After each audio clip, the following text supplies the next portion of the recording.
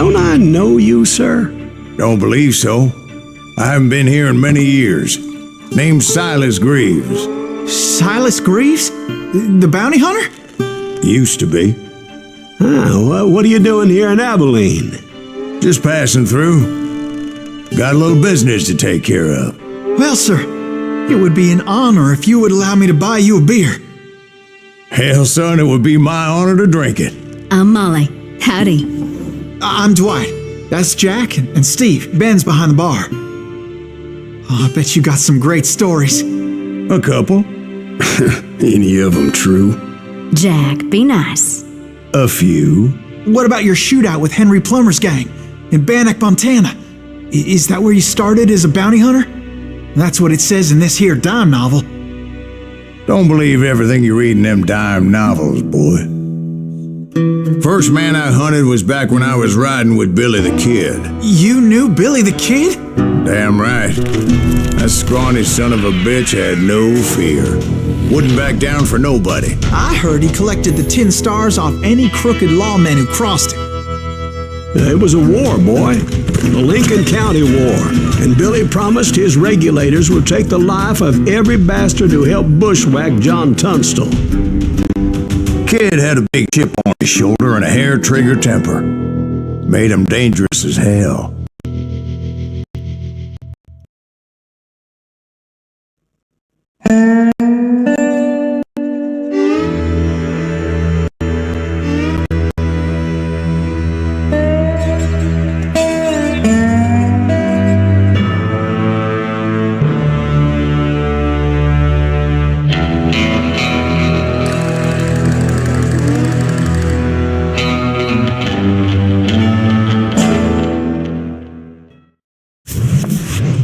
It was about 30 years ago.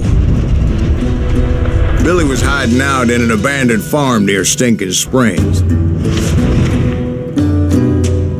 I threw in with the kid because the man I had sworn vengeance on was riding with Billy's enemies. But before I tell you why I want that sumbitch dead, let me tell you what happened that day. I was heading back to the hideout when suddenly I had this funny feeling. Funny, ha-ha? No, Steve. The other kind of funny.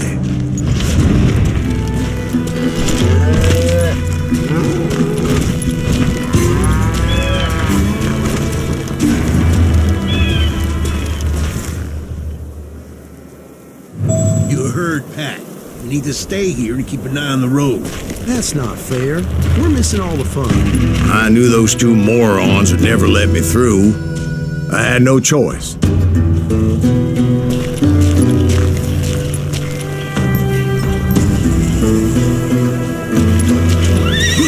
Is he with us?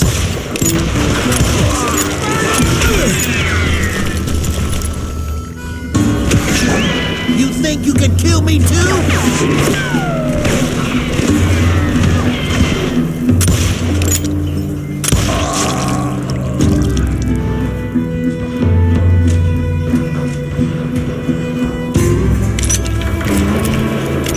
Was it Pat Garrett's posse? Oh yeah.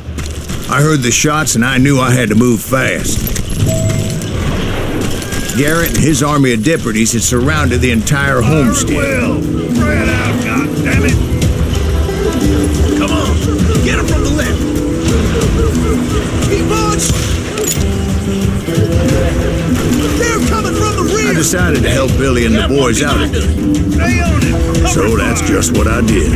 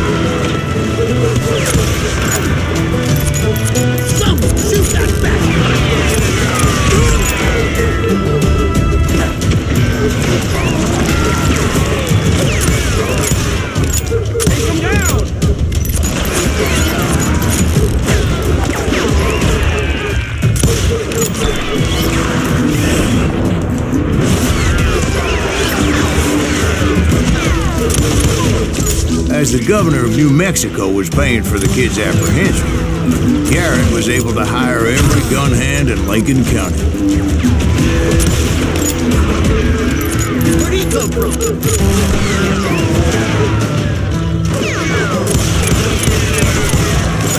Give us up!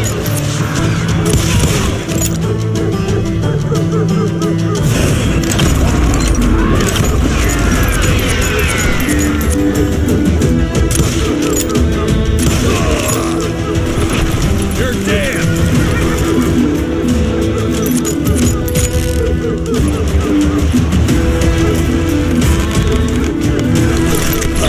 Time to die!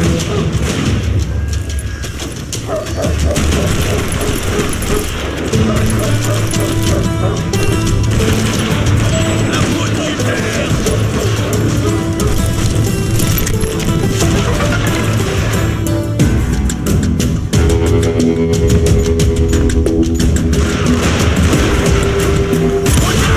He's one of them! God damn it, he's right behind us! Where the hell's Garrett?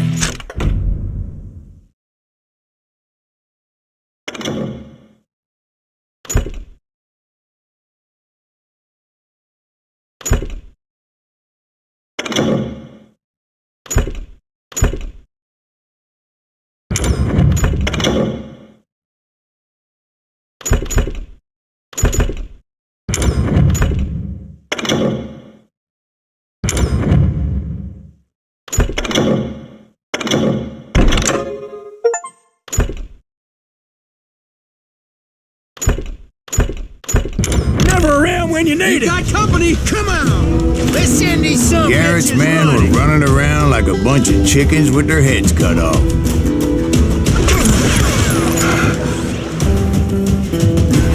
Come out, you yellow bastard! I'm putting you down!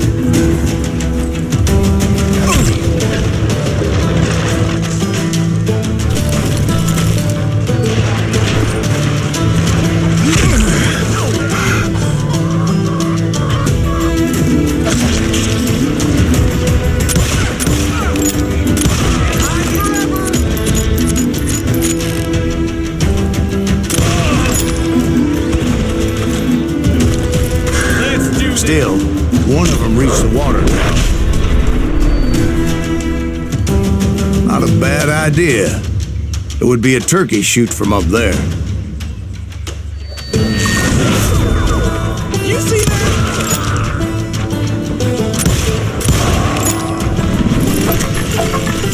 Luckily, these shooters Garrett hired weren't the sharpest tools in the shed.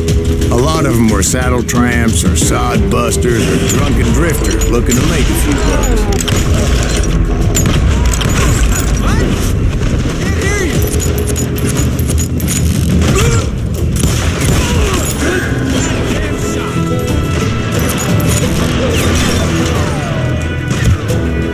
Punch some holes in him!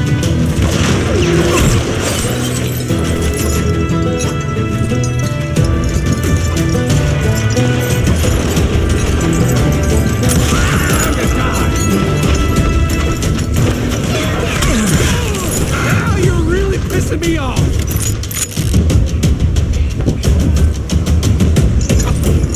You're dead! Show yourself, coward!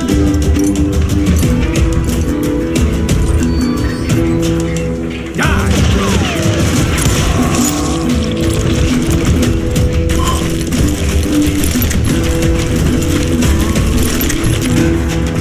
Then, I heard a friendly voice yelling at me from the window. Back door! We'll cover you! Try aiming, you kid! Watch your flank! Truth be told, things weren't much better behind the house.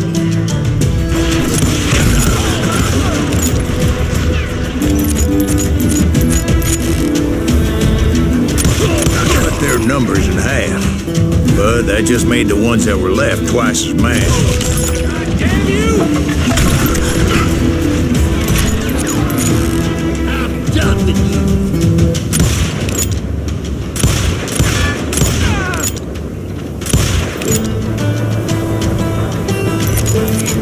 I'm doing myself! they made up for their lack of skill with a seemingly endless supply of ammo.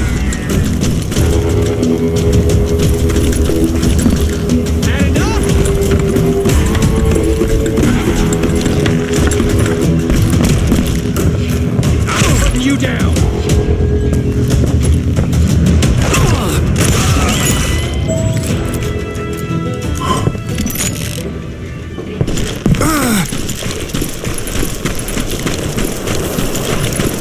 It was a bit of a slog, but I finally fought my way around the back of the house. And like that, I was inside, none the worse for wear. I passed Dirty Dave. Deader than a rat in a trap! And upstairs, I found Billy and Charlie Bowdry.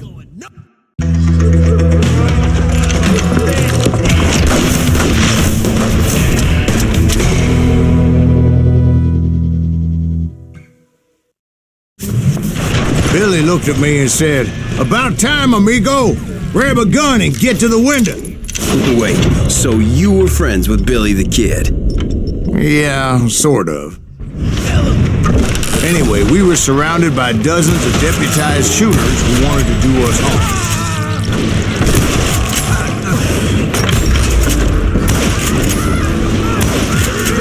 I'm telling you, Garrett's men were dropping like flies, but they just kept on I coming. can keep this up all day! I think I got one! Where the hell Barry's That's when Charlie got hit. "They're catching us in a crossfire," shouted Billy. "Get to the other side."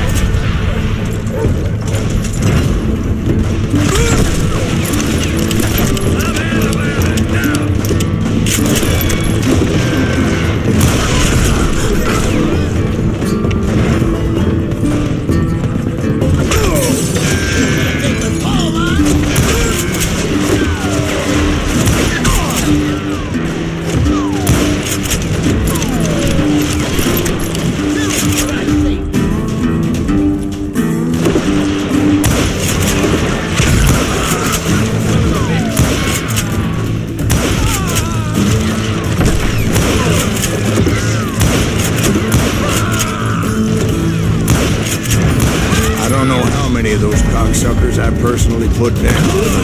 It was pretty clear, even to Billy, that maybe discretion was the better part of valor. What's that mean? It means that it was time to cut and run. "They got a Gatling," Billy shouted. "Get the horses and bring them round back. I'll draw their attention." He directed that order at me, and I thought, why the hell do I? Make a run for it! Those poor sons of bitches are done! Many would have fled in my place. But I had that false sense of invincibility that many young men have. Like Jack here. What are you saying, old man? Jack, he's just joshing with you. Yeah, he better be. Mr. Greaves, please continue. Please, call me Silas, ma'am. Now, where was I? You were heading for the barn. Waste your bullets. Go ahead. Gonna scalp your ass. Death is too good for us. Making my way past the castle of fallen folk.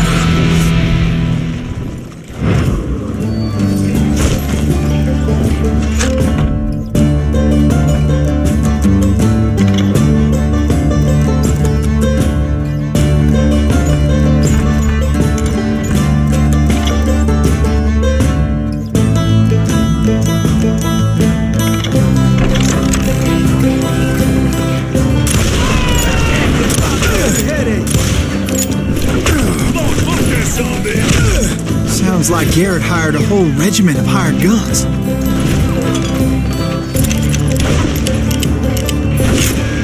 There he is.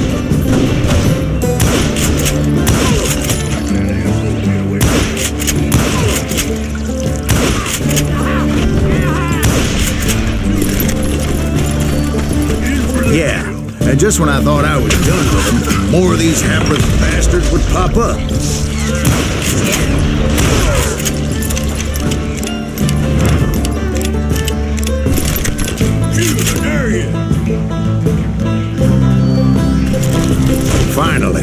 had the stables within my reach.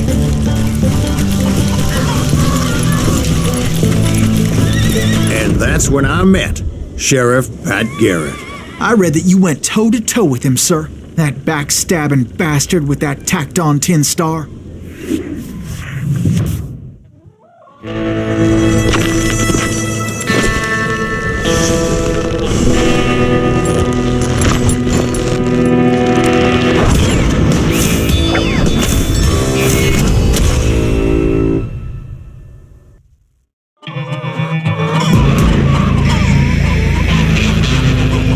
You challenged him to a showdown.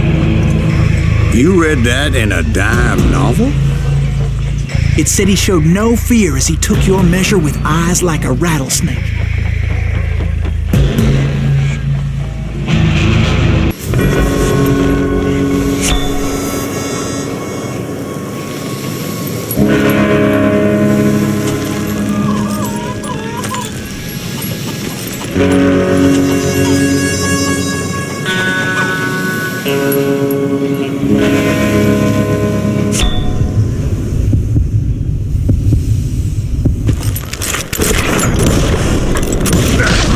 And that you killed him in a fair fight.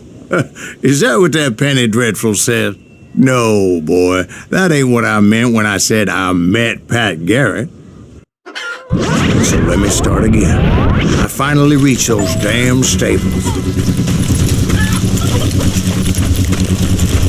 I stepped inside, and last thing I heard was Garrett's voice. That's not Billy.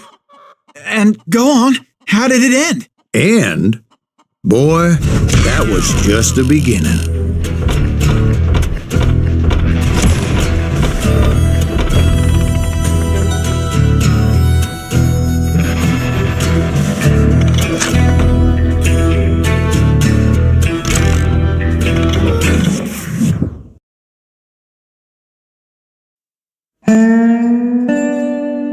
So what happened? Did Garrett arrest you?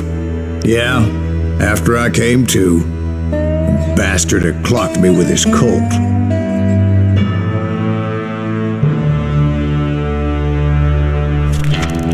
And the kid surrendered? When he realized there was no getting out of there alive. So they locked you up in Lincoln? Indeed they did. Sentenced me to hang right along with the kid.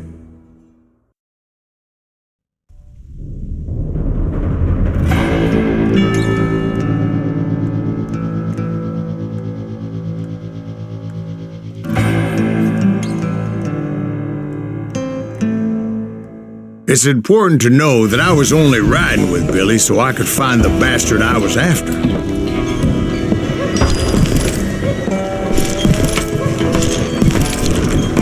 He was with John Kinney's gang, and they were sworn enemies of Billy's regulators. Why were you after him? I owed that son of a bitch a bullet for what he had done to me and mine. Instead, all I got for myself was a goddamn death sentence.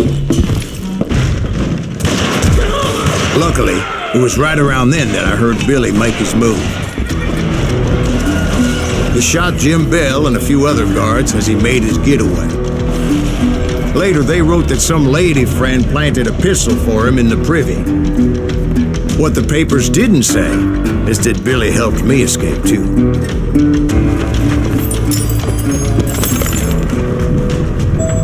My first order of business was finding a firearm.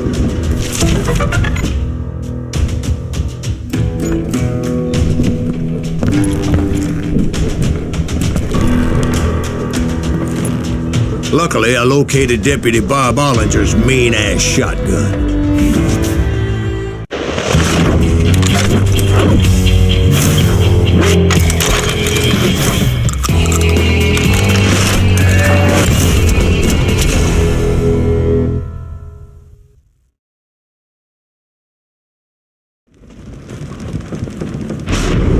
I saw Billy through the window, and he yelled that I should take to the rooftops to make my escape.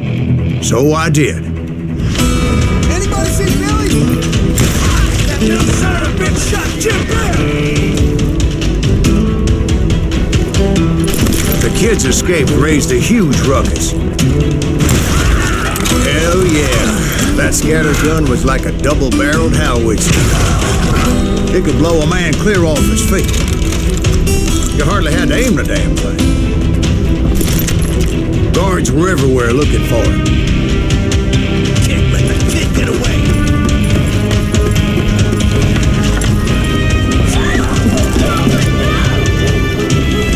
Anybody see him? I had to jump from roof to roof like a damn alley cat. I followed the planks where I could, but some of that wood was slippery as hell. The whole town was up in arms. And suddenly, I was a fugitive. Billy's gonna kick our ass! Can't...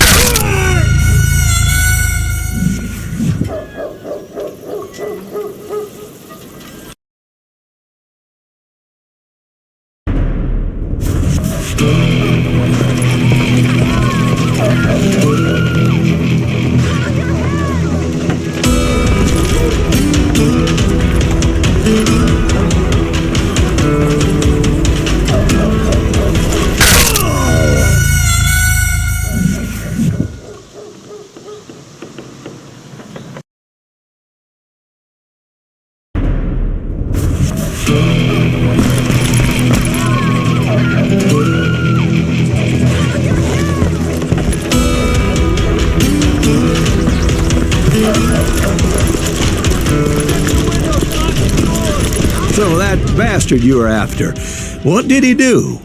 He did me and my family a grievous harm. But I knew if I was ever going to find him, I would need to get my ever-loving ass out of there. I tried to be stealthy and sneak my way past. This town doesn't have a motor fleet.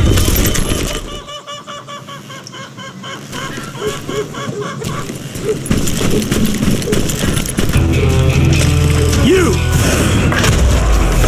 But hell, if they weren't all waiting for me. Apparently, some of them thought I was Billy. You hooligans are going to hell. He's in town somewhere! See, me and the kid shared a certain similarity in build and coloring. I was just glad I had Deputy Bob's mean-ass shotgun.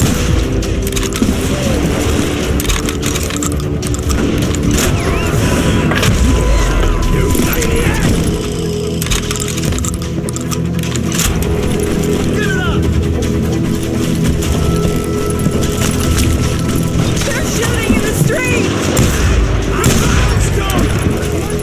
There's children here. So much lead was whizzing by my head, it was like everyone in Lincoln wanted to put me in the ground. I knew I needed to find a horse. Though I never did have a great fondness for those four-legged grass eaters. Smelly, sweaty, ungrateful beasts. We prize them too high, if you ask me.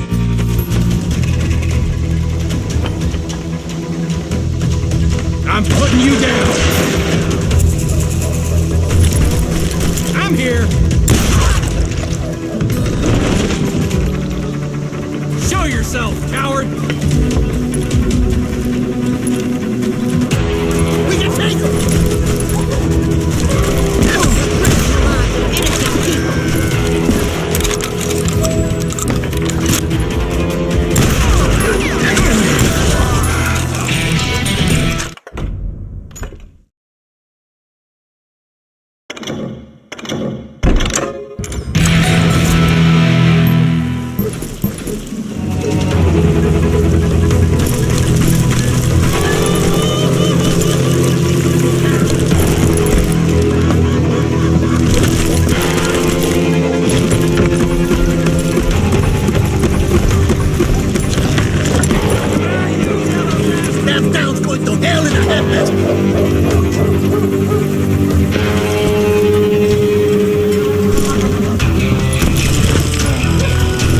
But where was the kid while you were busy getting shot at?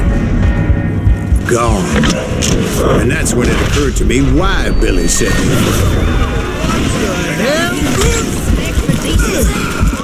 so I could be a hapless decoy and draw attention while he snuck out of town.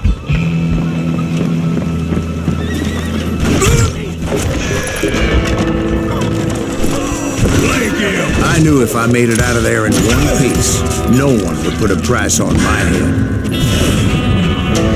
Because everybody in Lincoln would be dead? No, because they all thought I was Billy, and all that blame would fall on him. Meanwhile, Deputy Bob Ollinger was organizing a posse to put me down. He was already a mean son of a bitch, but he was doubly pissed that I stole his mean-ass shotgun. Anyway, it was me or them, and the only way forward led me straight to perdition. But the cards were dealt, and I had no choice but to play them. Come on, smoke that son there.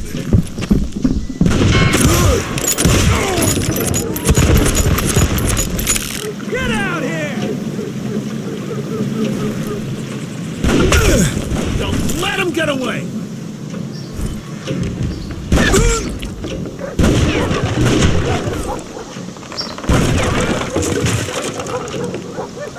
Kill him!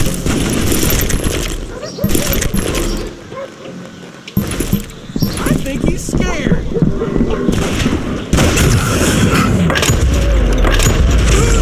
We're gonna be in deep shit when Pat gets back.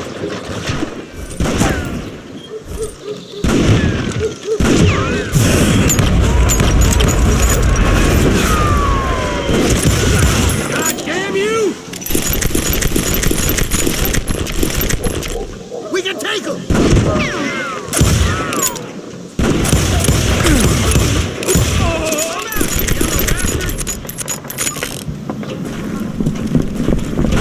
Stop him!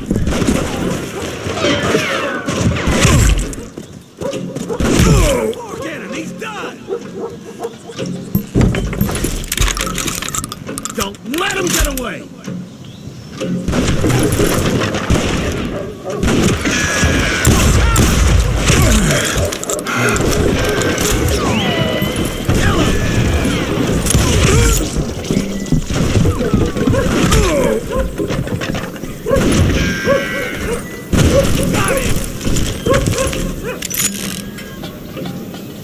We're gonna be in deep shit with that.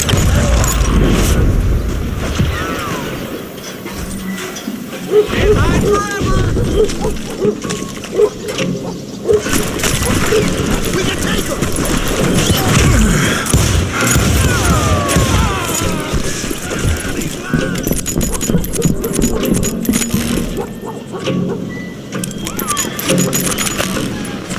Kill it!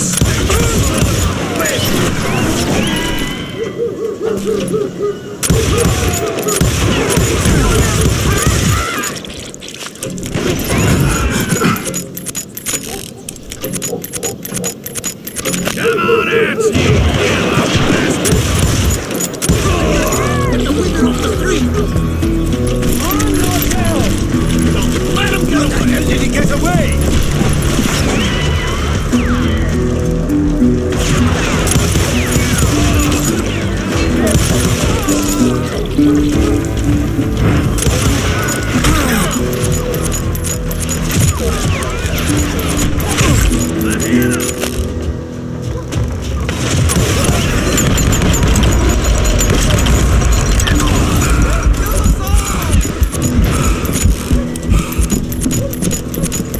Stop him!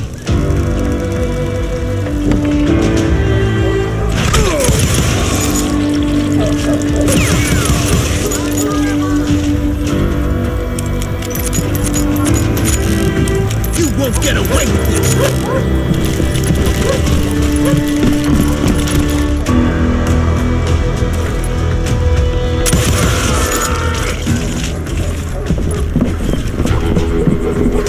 We can take him!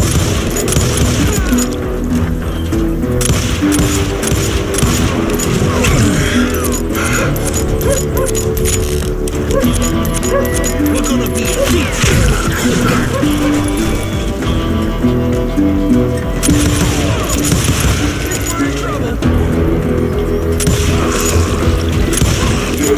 They're ending it!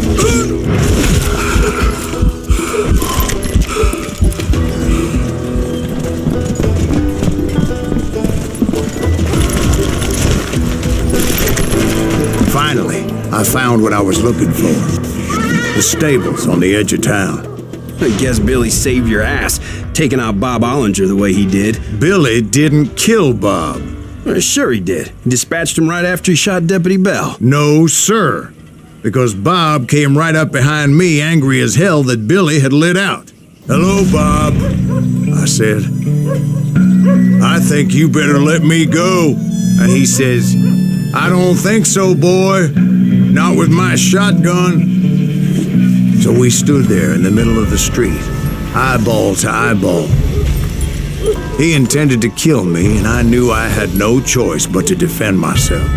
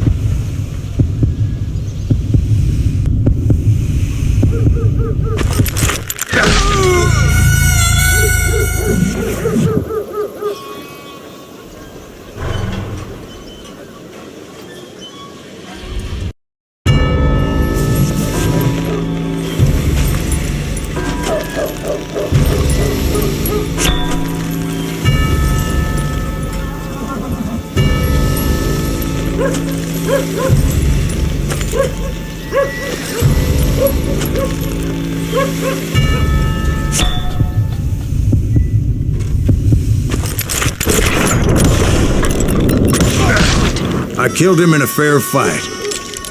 Everybody saw I had no damn choice. Well, Lincoln got a mite depopulated that day. Pat Garrett gunned down Billy 3 months later, so his escape was all for naught anyway.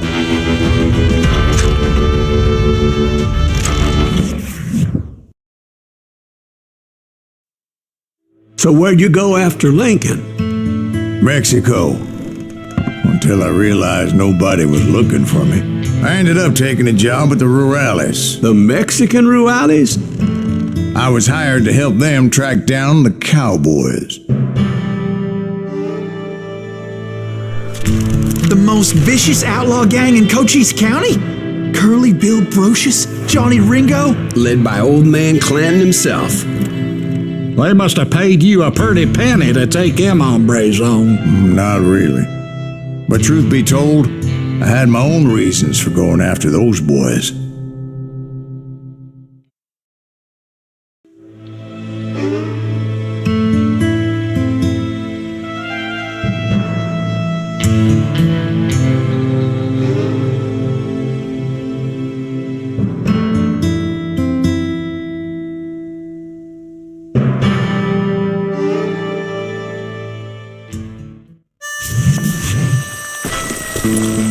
So was the bastard you were after now riding with the cowboys? Roscoe Bob Bryant was his name. Oh, But no, this time it was a different bastard I was after. The aforementioned Mr. Ringo. I came upon them robbing a stagecoach, which wasn't surprising, being they were such murderous thieves and bastards. The bandits wore red scarves, so I knew they worked for the old man. Over there! There! I did my best to help those boys.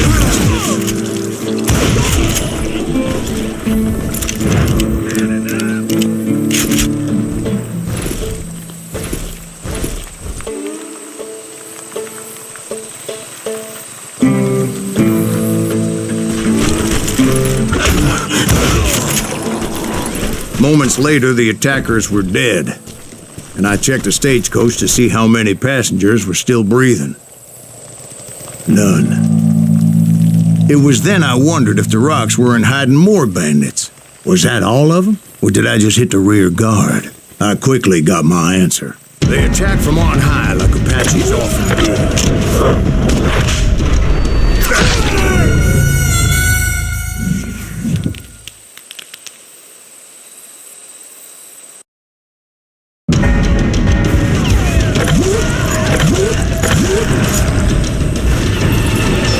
appear in great numbers from above and rain down lead on their hapless enemies' heads, making use of the high ground and whatever else they had. Yep, the Apaches always appeared out of nowhere, and there never seemed to be an end to them.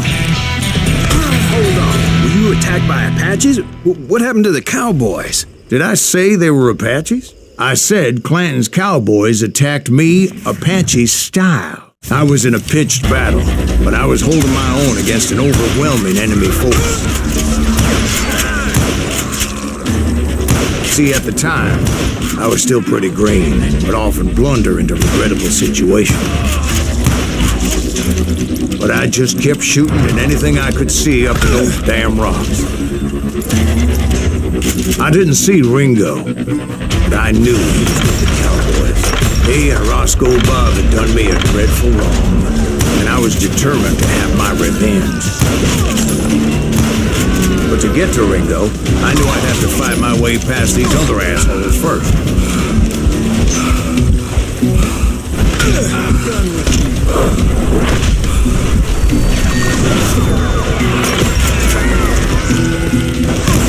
Unfortunately, I was running out of ammo.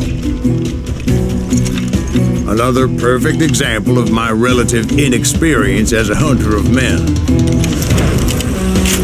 I immediately knew that a tactical retreat was called for, as my vengeful fury was much less impressive without the bullets to back it up.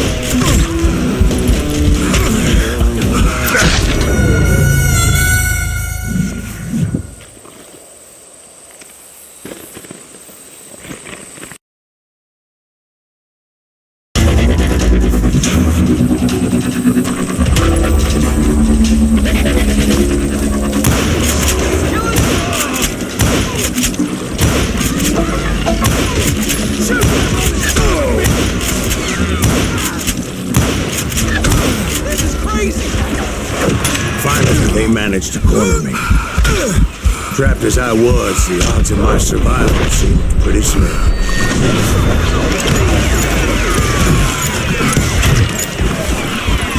Luckily, serendipity was on my side as I suddenly spotted a way out of my predicament.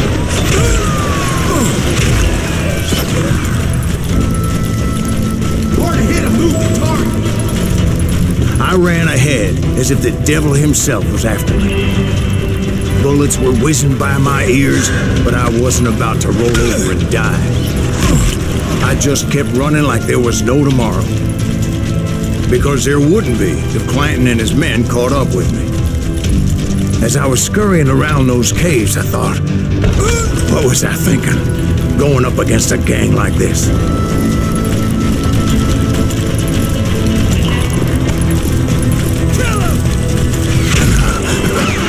I just kept running, not knowing where the hell I was going. And that's when something miraculous happened. Like manna from heaven, I found the desiccated remains of what looked like an Apache warrior. The old weapon next to him supplied me with some much-needed ammunition.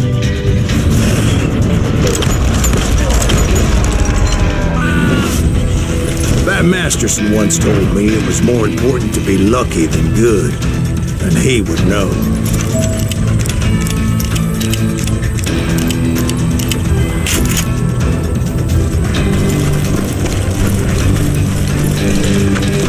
And imagine my surprise when I found a fistful of dynamite to go along with that ammo. That stroke of good fortune evened the odds and bolstered my confidence. It was time to turn the tables. Time for the prey to become the predator. Time for the hunted to become the hunter. Time. All right, Jesus, we get it. They were right where you wanted them. That's right, Jack. I was done running. And the old man's boys were not expecting that. No, sir. I came at them like a wildcat. My fury knew no bounds.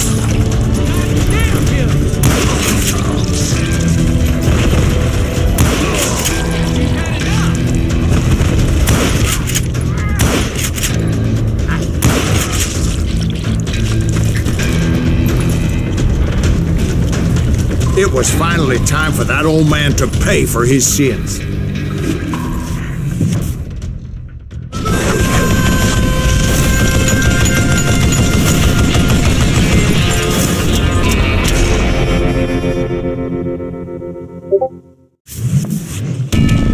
I yelled out at the top of my lungs, "Clanton, I'm coming for you!" A little stealth might have made more sense, to be perfectly honest.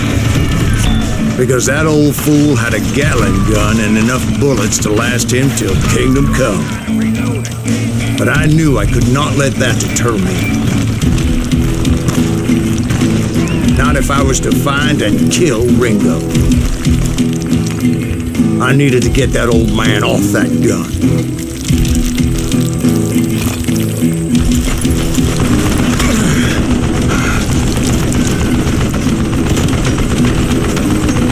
Damn, I gotta reload.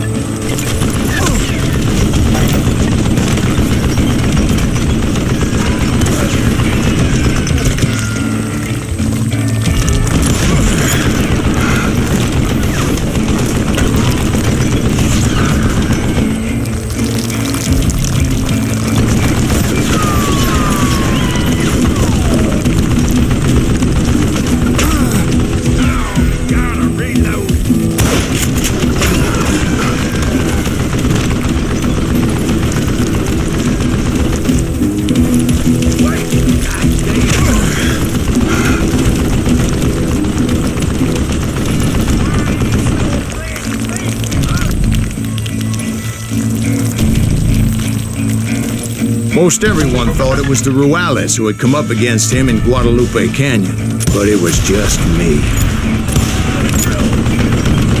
I don't know how you lived this long. Look at you yellow belly hot. Where'd you just die? Damn him,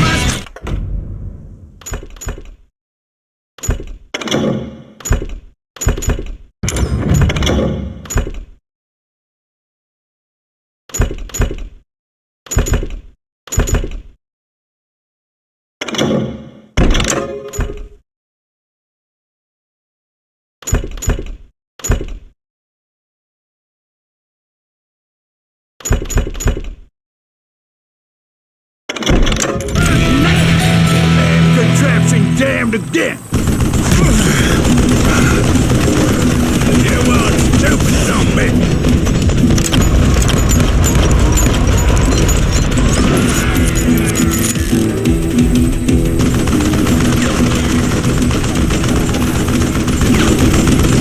What I ever do to you?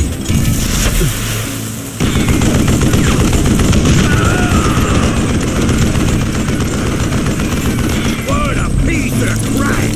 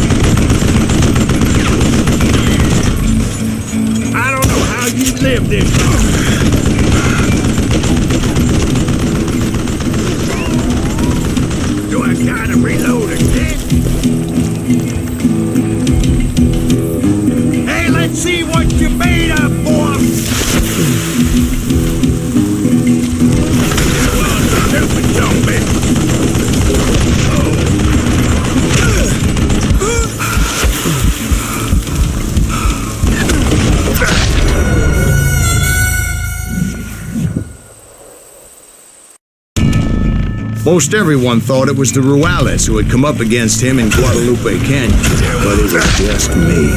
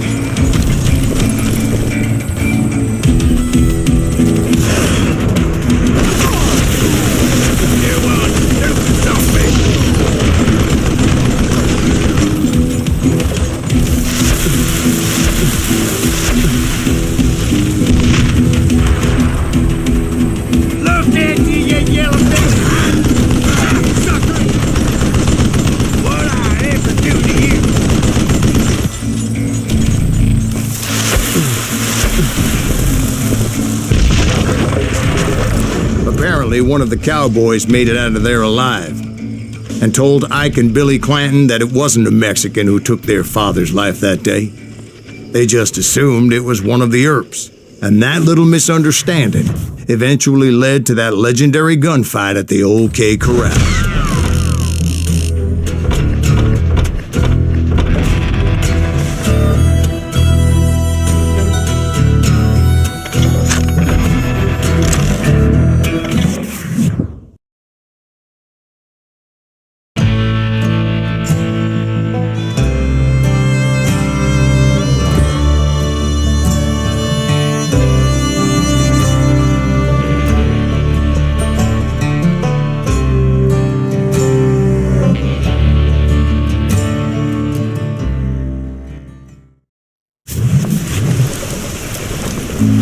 A few weeks after that dust-up at the OK Corral, I was still after Johnny Ringo. I had tracked him and the cowboys to their hideout at a sawmill, and they were loaded for bear. So what exactly did Johnny Ringo do to piss you off? Well, him and that other bastard. Roscoe Bob Bryant? Yep. They both deserve to die, and I promise I'll tell you why. Herb's coming! Get ready, boys. But first I need to tell you about the Cowboys' new boss, Curly Bill Brocious.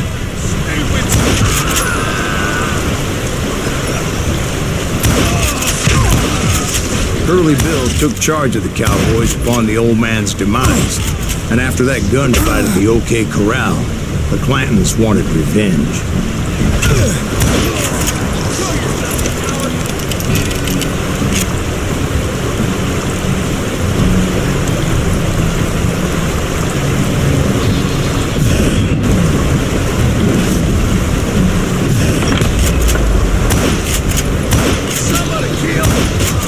So they murdered Morgan Earp and grievously wounded his older brother, Virgil.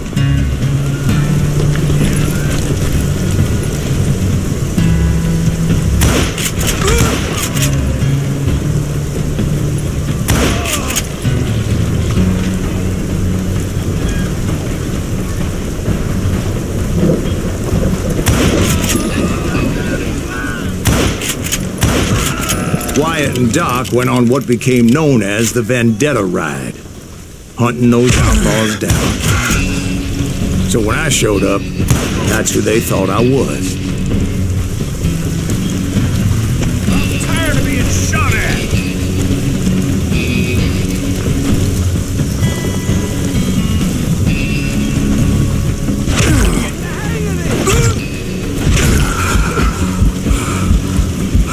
I'm sick of dealing with you!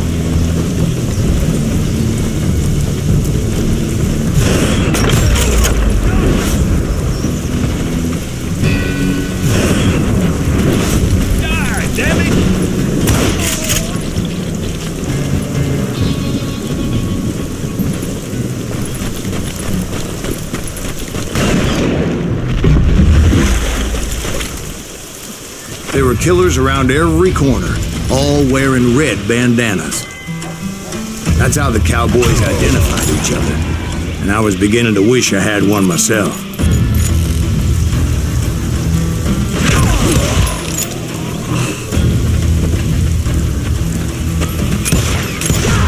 But I wasn't about to let Ringo walk away unscathed, and that's what drove me forward.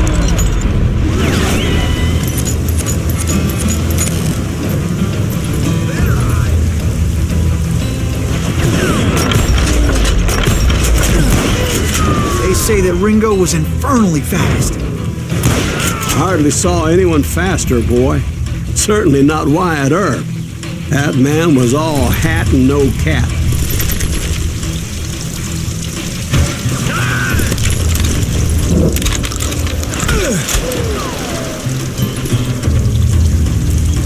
Hey, got some?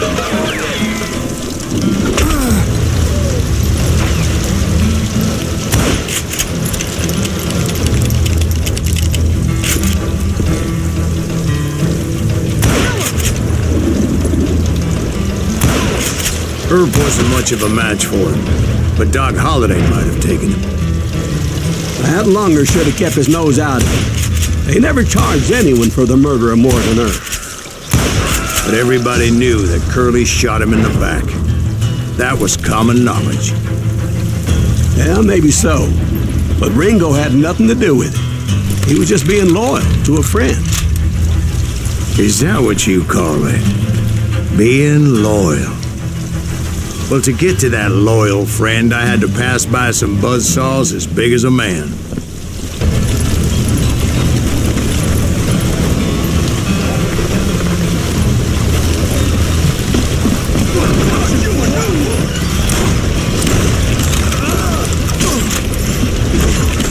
Excuse me, sir. I have a question. What's that, Dwight? After old man Clanton died, why didn't his son take over the Cowboys? Because Ike Clanton was dumber than a box of rocks and a yellow belly to boot.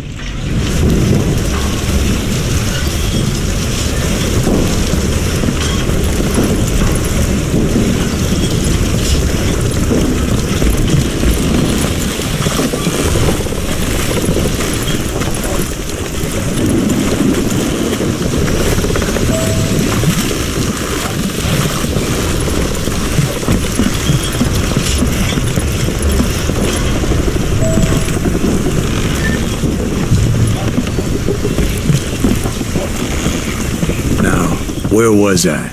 Taking down the entire cowboy gang single-handed. Indeed I was, Jack.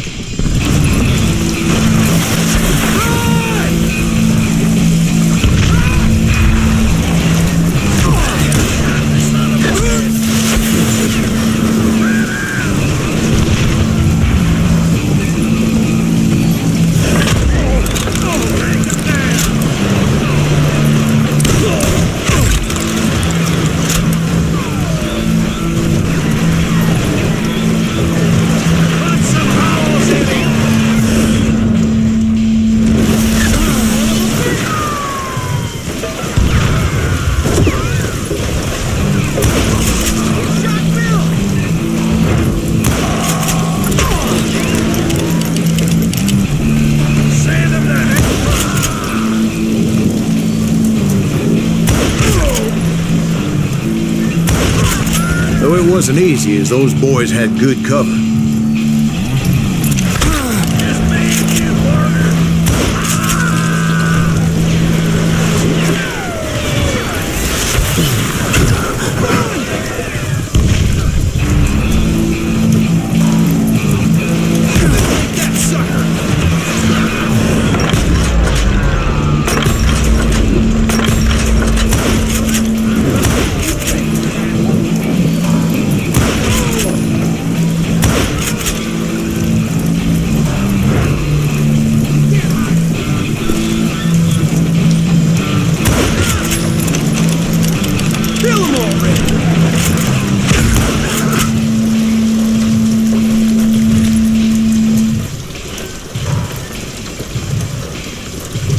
Dead man!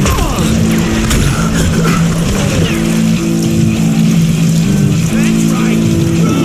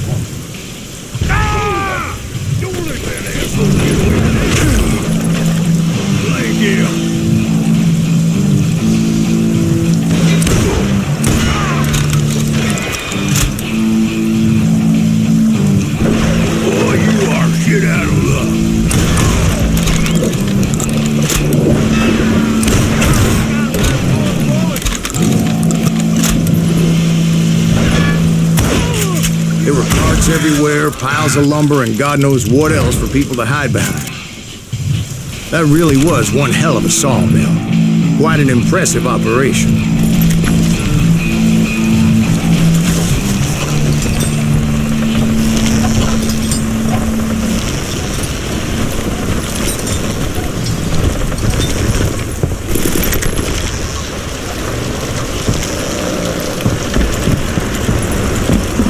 And where was Curly Bill? Did you see him?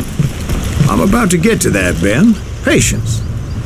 I'm painting a picture here. There was this beautiful waterfall and a crystal clear stream that led to a verdant valley that was truly... Consider your picture painted. What happened next? Well, finally the bastards that were still alive made a last stand.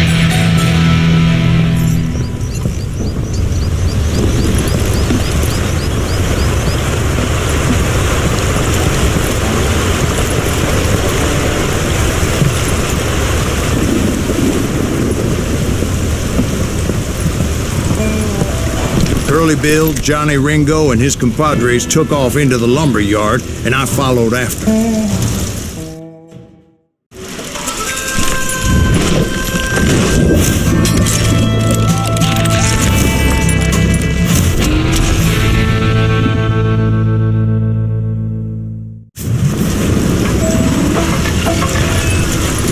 Are you saying they ran?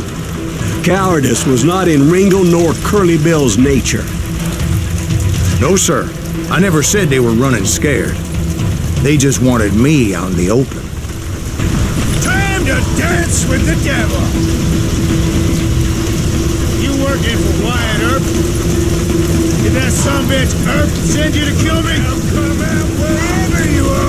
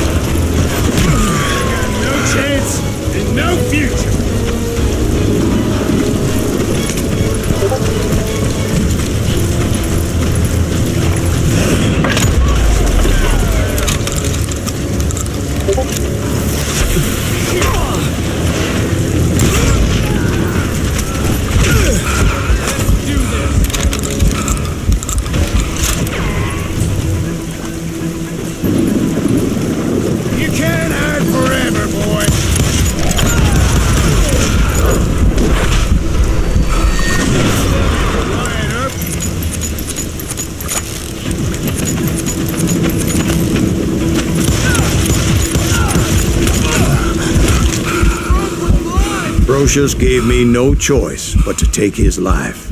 But Ringo was nowhere to be found. I knew you didn't kill Ringo, because he was found dead in a different location altogether. To this day, his killer is still unknown. Indeed. Took me a few months before I finally tracked his ass to West Turkey Creek Canyon.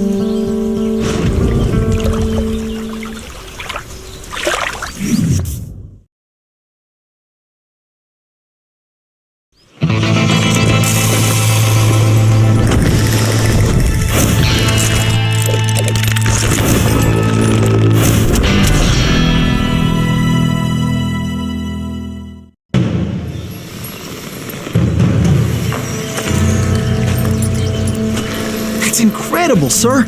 I always thought that Doc Holliday was the one that killed him.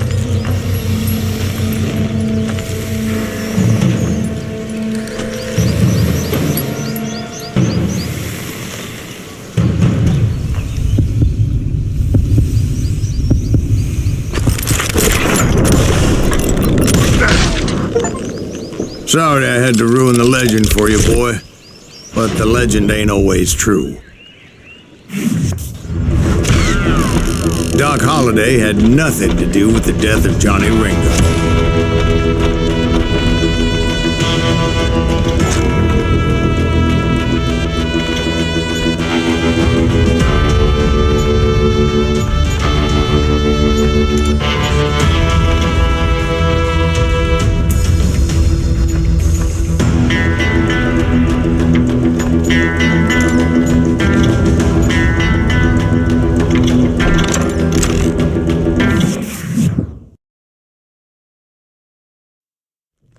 I was paid a healthy bounty for Ringo and Curly Bill, and realized there was real money to be made.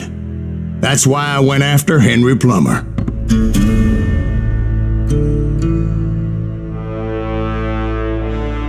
Wasn't he the sheriff who augmented his income by shaking down miners and robbing gold shipments? That's the one.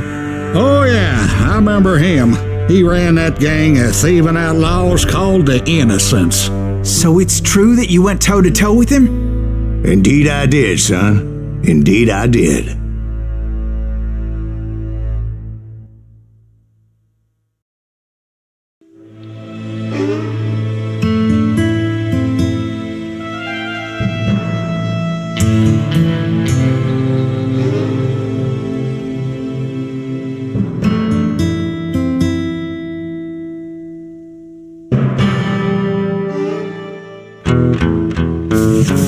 I knew I needed resources if I was going to track down Roscoe Bob Bryant, and hunting Plummer looked like a good way to get rich quick.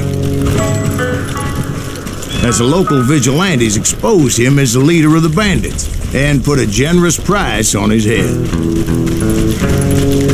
Plummer rallied his gang to plunder one last gold mine before making their escape, and that's where I thought I'd find him. It makes me nervous standing so close to all these goddamn barrels of gunpowder. Why would you be nervous? No one has the cojones to come after us. Oh, yeah? Who the hell is that? As my late father pointed out to me more than once, God made men, but Samuel Colt made them equal.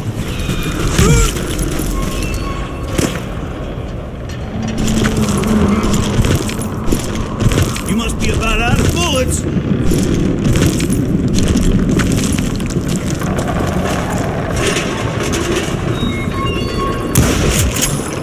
You're dead.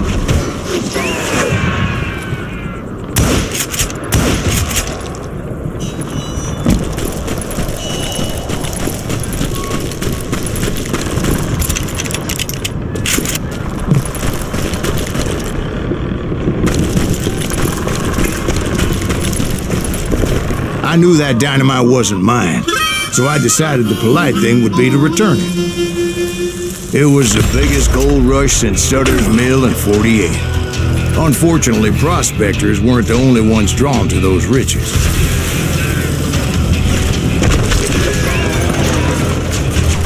You can't treat the innocents.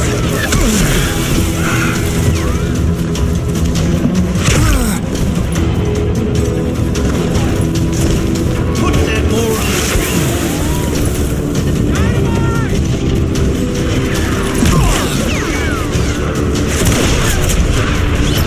There were thieves and killers, robbing travelers and hijacking gold shipments.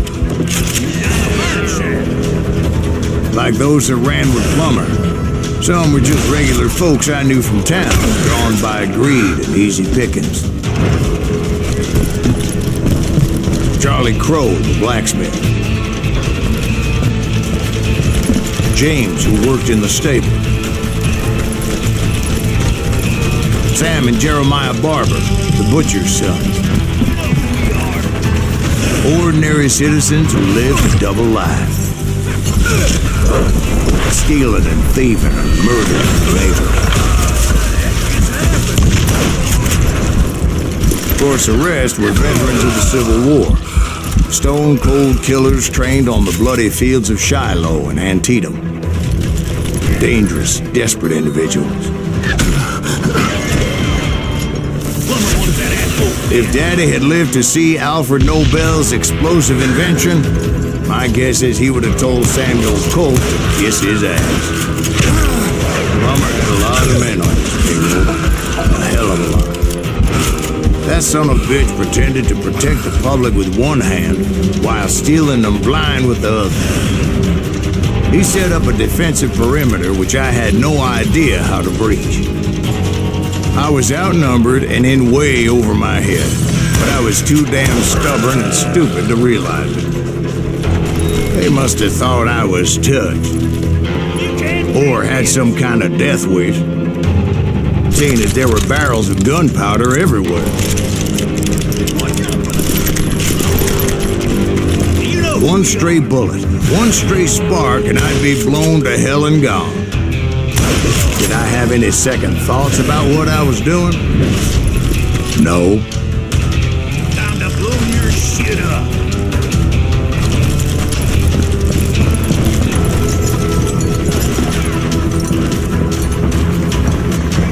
You ain't beat.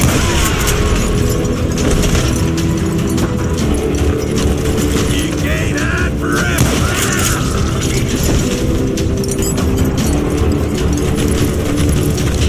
I thought I was some kind of hero. I finally made it past and headed on to meet my destiny. But first, I had something I needed to figure out.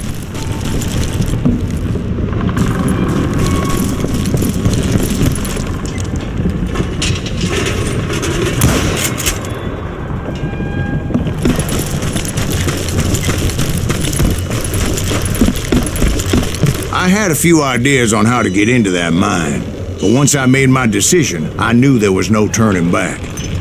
So my first thought was to enter the nearest mine portal. I saw an entrance. Made sense. It was the quickest way in, but that also made it more dangerous, as there would undoubtedly be enemy pickets posted along the way.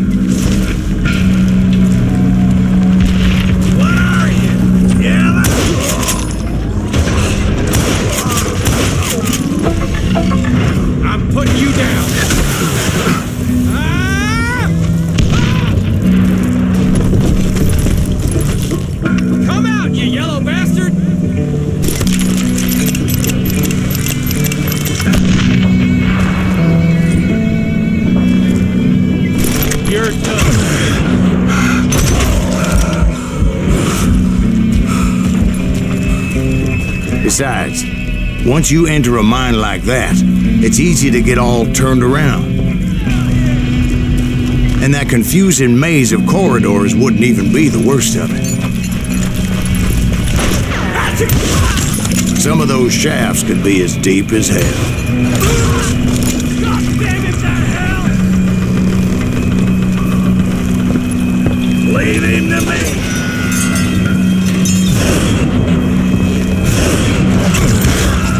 A single stumble or misstep can easily end in a deadly plunge to oblivion.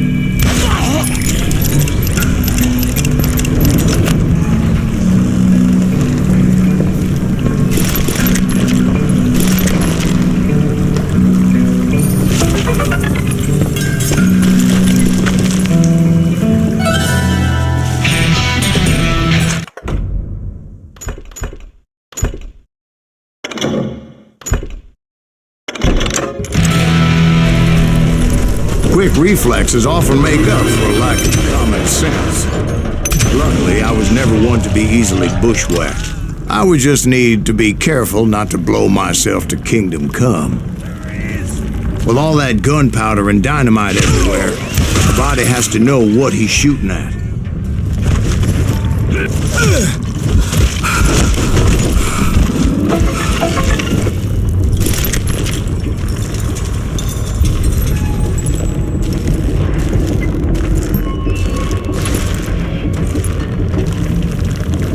One wrong bullet could have turned that mine into a dad-blasted tube.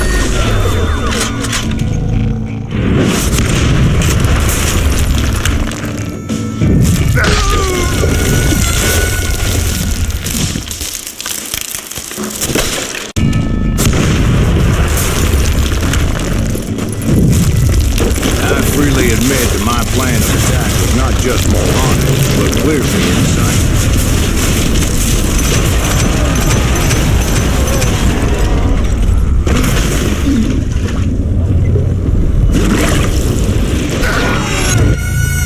It's a good thing that I abandoned that ridiculous plan before I even tried it. Instead, I spotted a ladder, a way into the mine from the opposite side.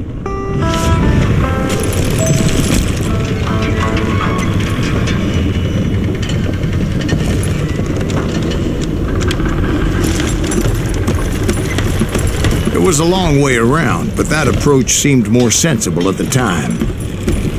Of course, being I had a problem with heights, that scaffolding scared the bejesus out of me.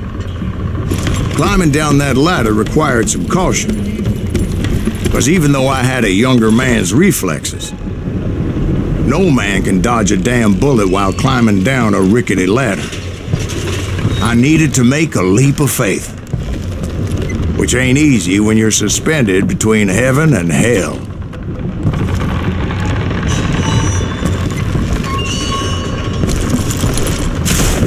I was determined not to give up, however. That Sheriff Plummer seemed quite the despicable character. When the vigilantes discovered what the sheriff was up to, people were outraged. That 10,000 they put on his head would go a long way to helping me find old Bob. I had made it my mission to settle that score come hell or high water.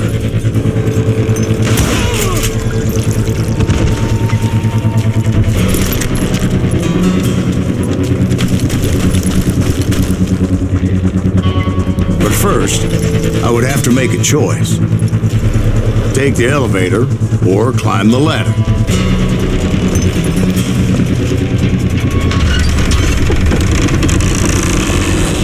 I picked the more convenient and more dangerous route.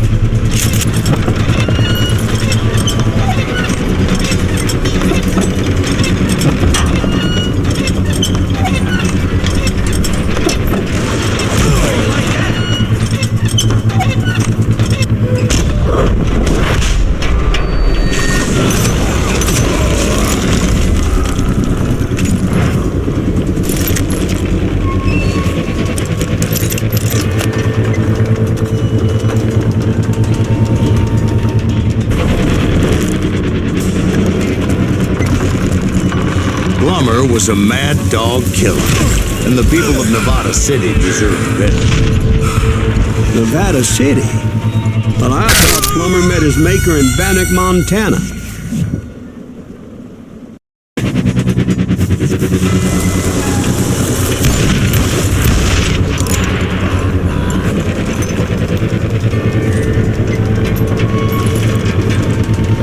You can't beat this! Right, well, he was the sheriff of both places at one time or another, but that's neither here nor there. The point was, taking him down would save a lot of lives, including my own.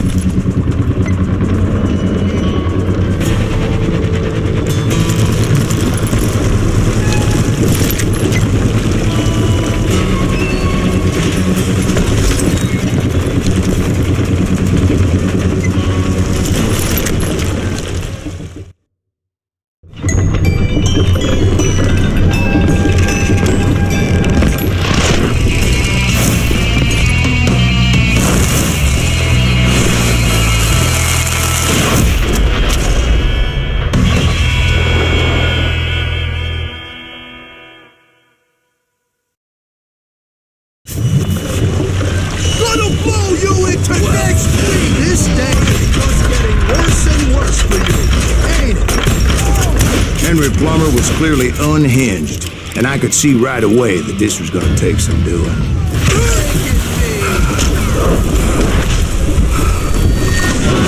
lot more dynamite than you!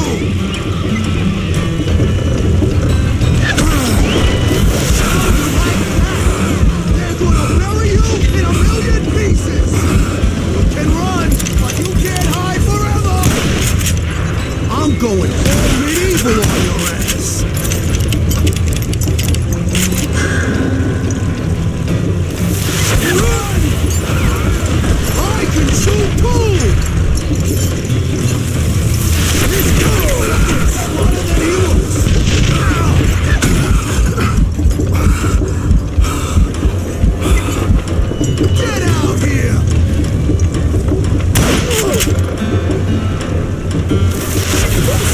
you could throw dynamite! You son of a bitch!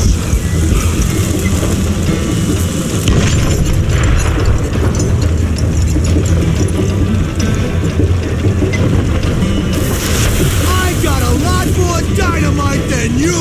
God damn! I need some help here! Come on, boys! Take this cocksucker out!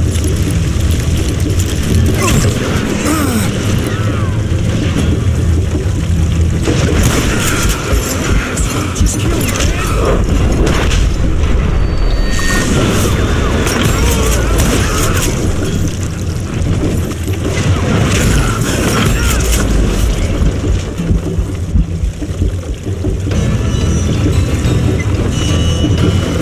gonna blow you into next week, boy! So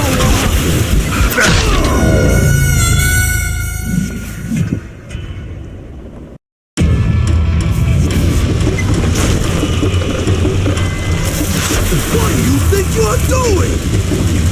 Oh! I'm going all medieval on your ass!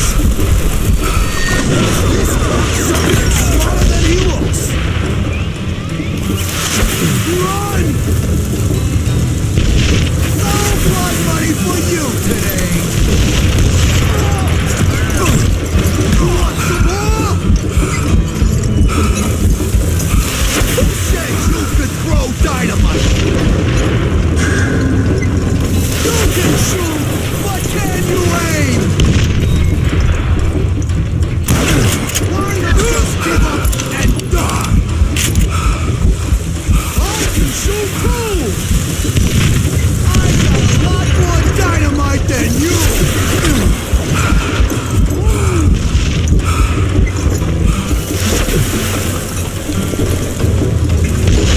You ain't taking me! They're gonna need a dustpan to pick you up! What do you think you're doing? This is gonna hurt!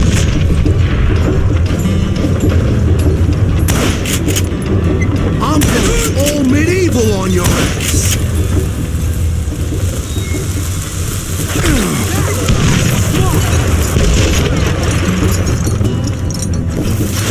Who said you could throw dynamite? No blood money for you today!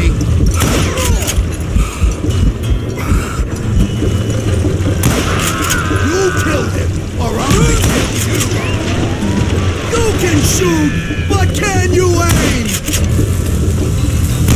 Ah! He's pissing me off! See what it gets! Run! This cocksucker is smarter than he looks! Oh, guess you've had enough! I can shoot too! Catch this, you son of a bitch! Nice shot! Ooh. So that's how Henry Plummer died. Him and his crew were worth their weight in gold. And now, I was officially a bounty hunter.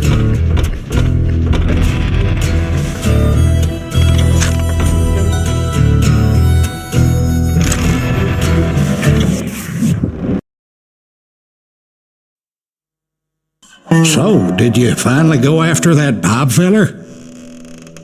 Well, I heard word he was in Kansas with John Wesley Hardin. So that's where I went.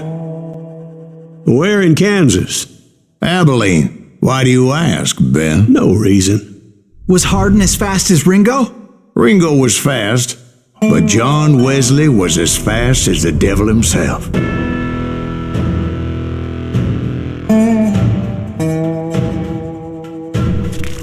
Hell, he killed his first man at 15. From that day forward, he had a price on his head and wouldn't back down for nobody, not even Wild Bill Hickok himself.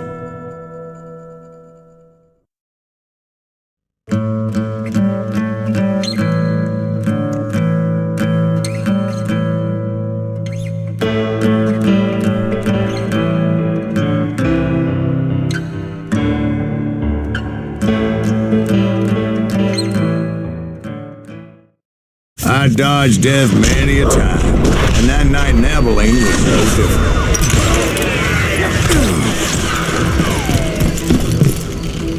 I was there with the intention of finding that bastard Bob and collecting the bounty on John Wesley.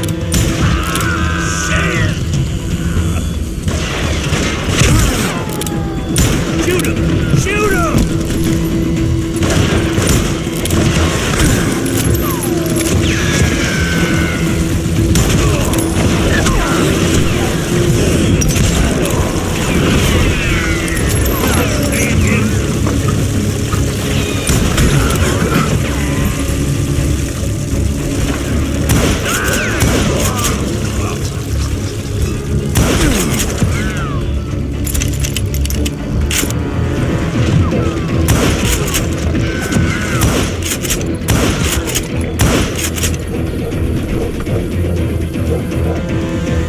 I'm putting you down!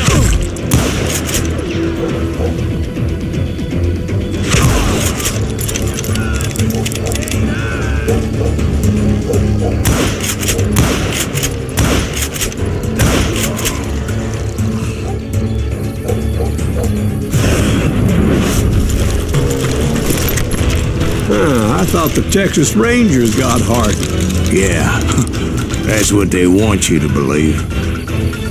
It was cold and a witch's tit and a brass bra that night as I fought my way past his loyal compadres to the very same saloon we're sitting in today.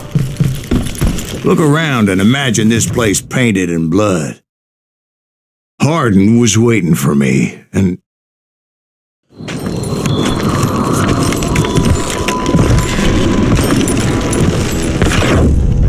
wait, I'm jumping the gun here. Let me back up and give you some background on this sumbitch. He deserves that much. Don't you think so, Ben? John Wesley Hardin was a killer. By the end, he confessed to taking the lives of 42 men. He was a bona fide folk hero by then, and had amassed a gang of armed miscreants and other assorted thugs. He and his men set up camp outside of town, and I was hoping Bob was among them. Damn it! Shoot that son of a bitch! They didn't ask why I was there. They knew, as most of them were wanted as well. I figured Hardin was here somewhere, but to get to him, I'd have to get past his gun hands. And that was easier said than done, as most of them were as foolish and full of bravado as I was.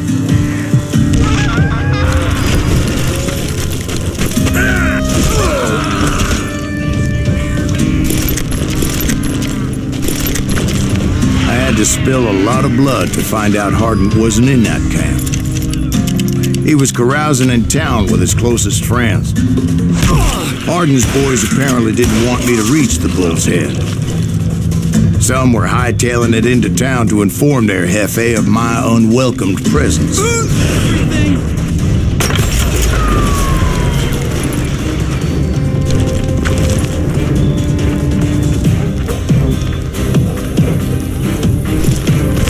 You can't hide from me!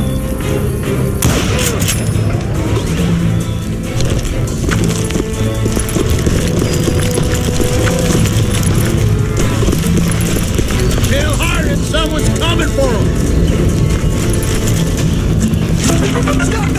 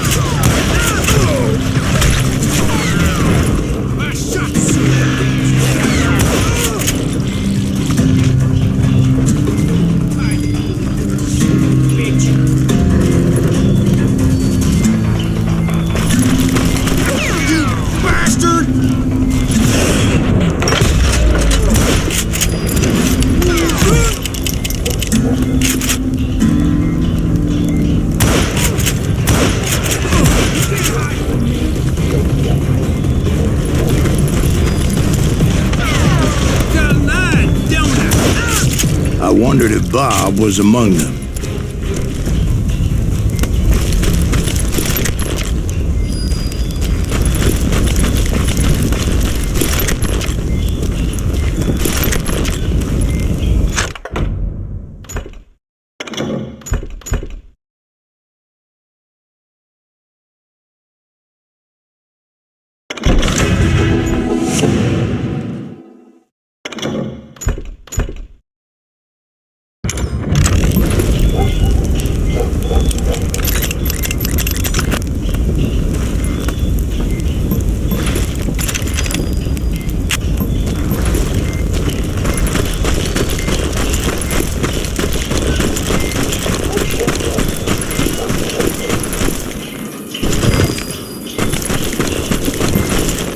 And I steeled myself for the fight ahead. For as good as I was, deep down I wondered if John Wesley wasn't just a little bit better.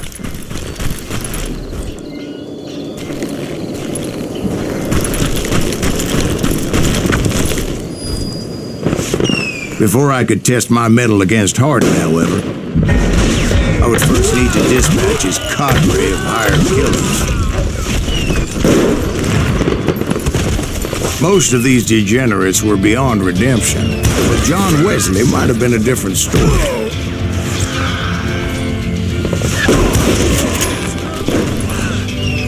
I didn't learn until later that that night was in fact his birthday celebration.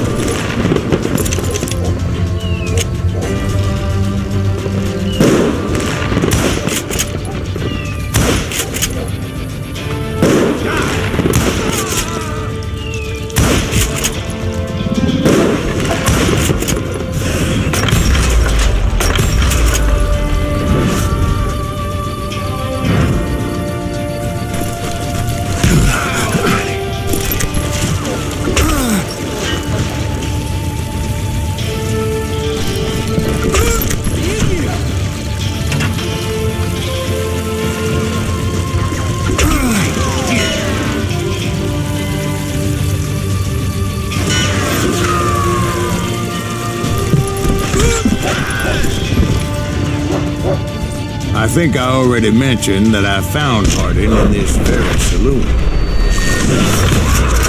Suffice it to say, nobody there was happy to see me.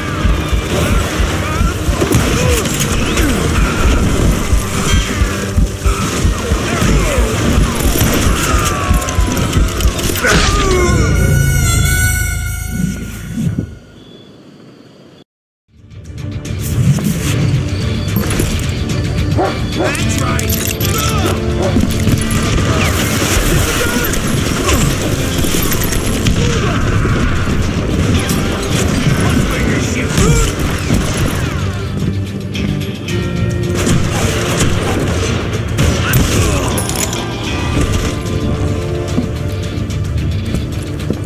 God damn, he's hard to hit!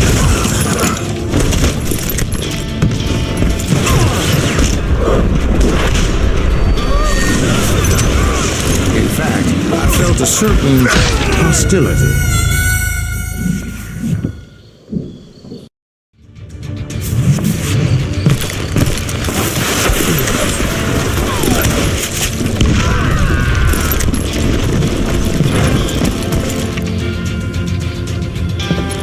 Yeah, you know you can't beat me.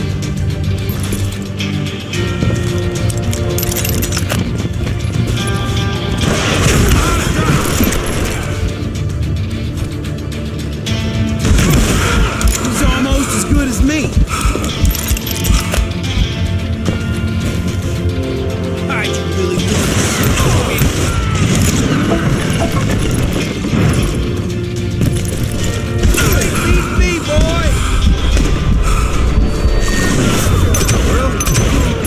was disappointed that neither Bob nor John Wesley were among the dead. But that was short-lived, as a moment later I was facing down the fastest gun in the West.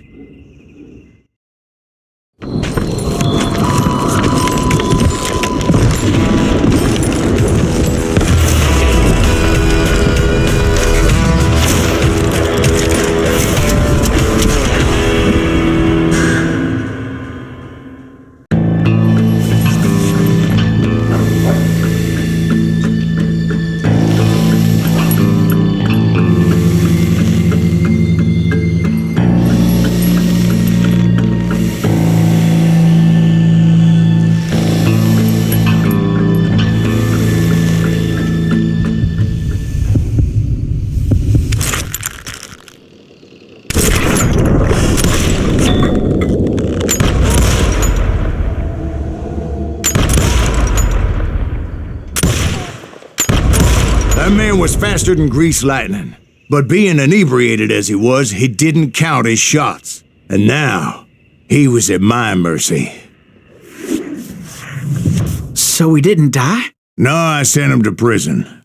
Years later, after he was free, some restless avenger took his life. Shot him in the back at a saloon just like this one. Anybody up for another beer? Ben?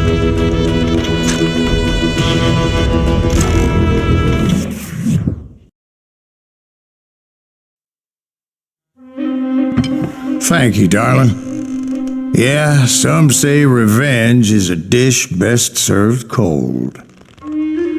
So whatever happened to that Bob guy you were after? Personally, I'd like to hear some of your other adventures.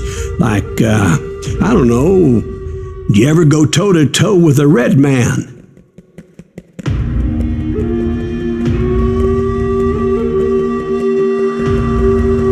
Yes, I did, Ben. I remember once I was after this renegade Apache, Grey Wolf. Strangely enough, revenge was also his primary motivation.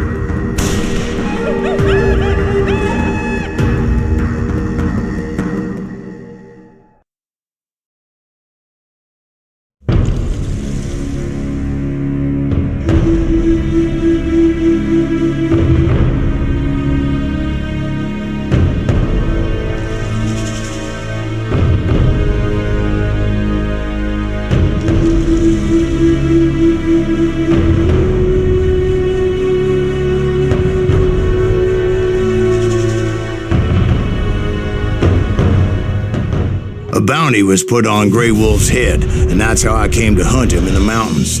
Mountains so high they tickled the nether regions of heaven.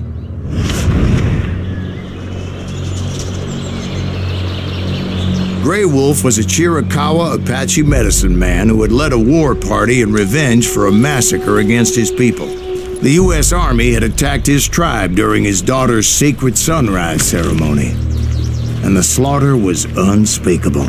I understood his anger, as there's nothing more traumatic than seeing those you love die in a cruel and painful death.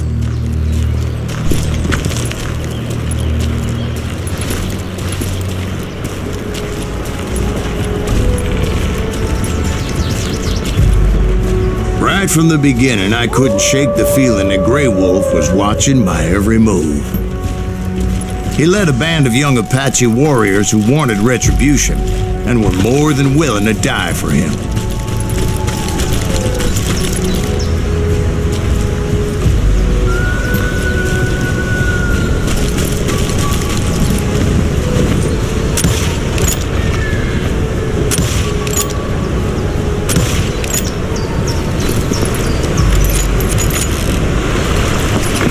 They saw me before I saw them.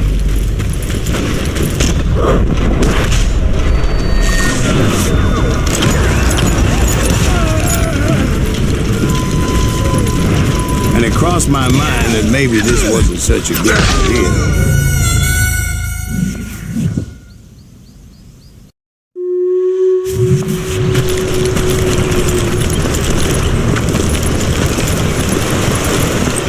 They saw me before I saw them.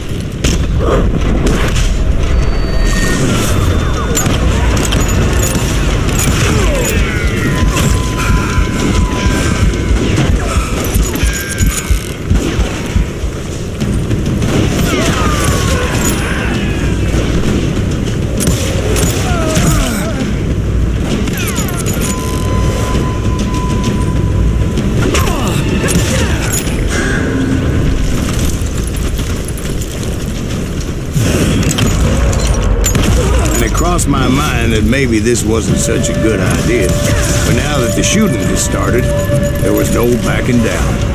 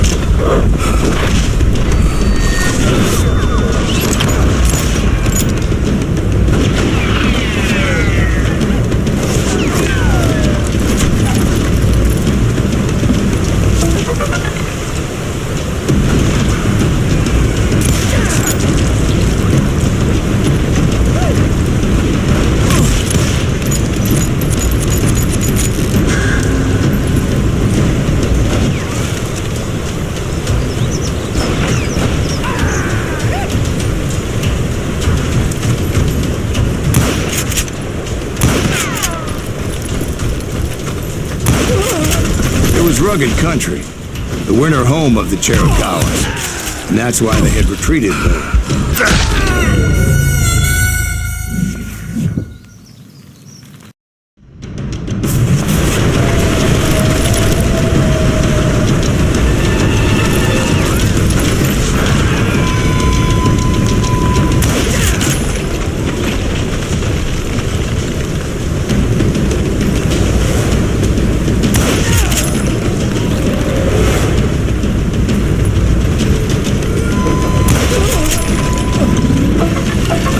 To having some regrets about going after them the way I did. But then again, I got a lot of those.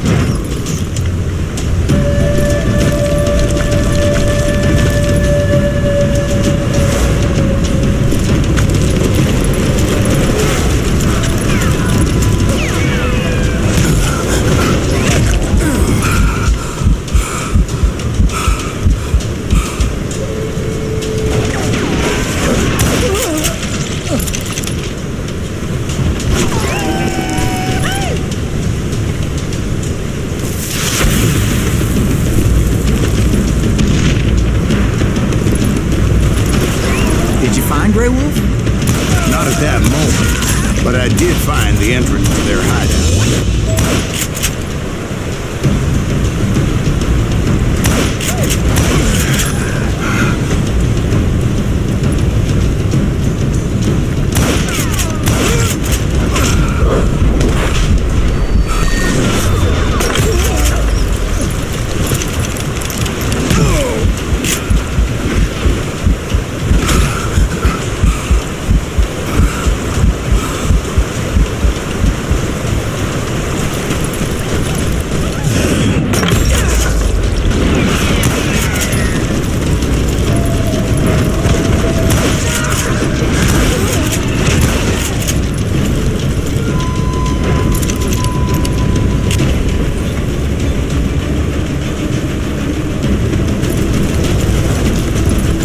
Deep crevice that led to a deeper cave. Don't tell me you went in there. Yeah, but it's not out of bravery so much as pure, angry cussedness.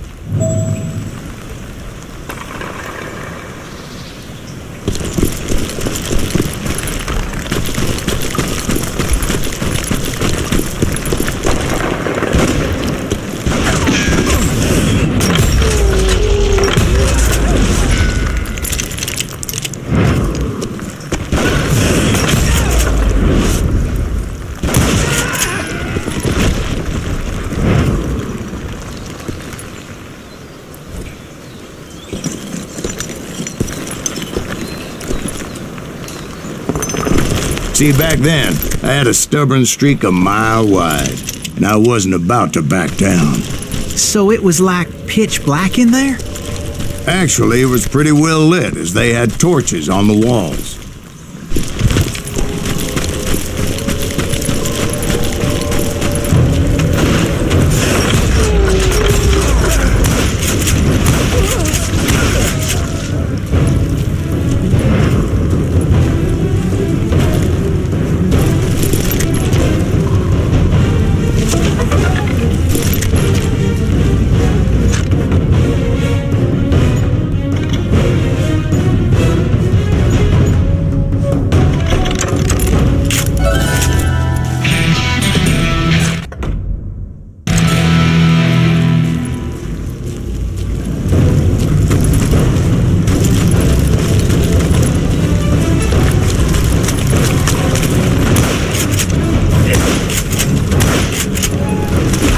was his cave?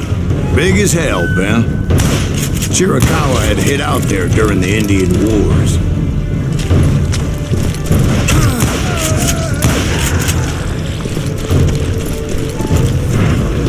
They thought it was haunted with the ghosts of those murdered by the horse soldiers. The cave was haunted with dead Indian ghosts?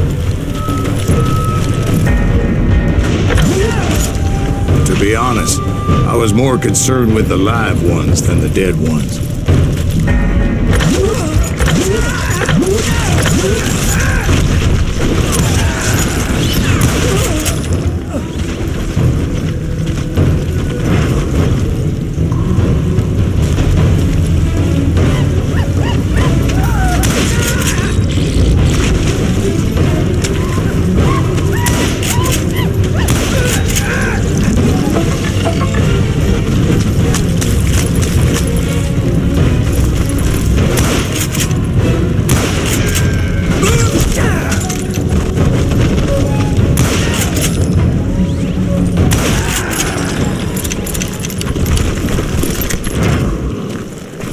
How come you know so much about engines? A few years back, I was married to 2 Mescalero women. At the same time? Yeah, they were sisters.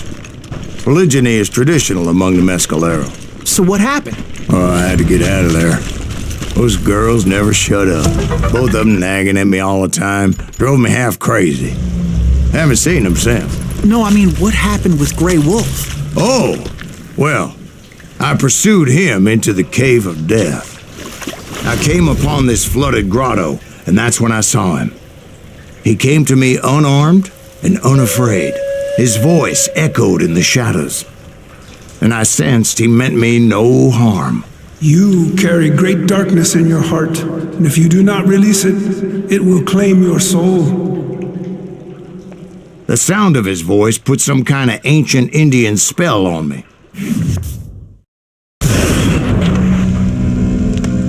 As his story unfolded in my mind, You will come to this place again and kill many more men, and the darkness will grow until it consumes everything that you are.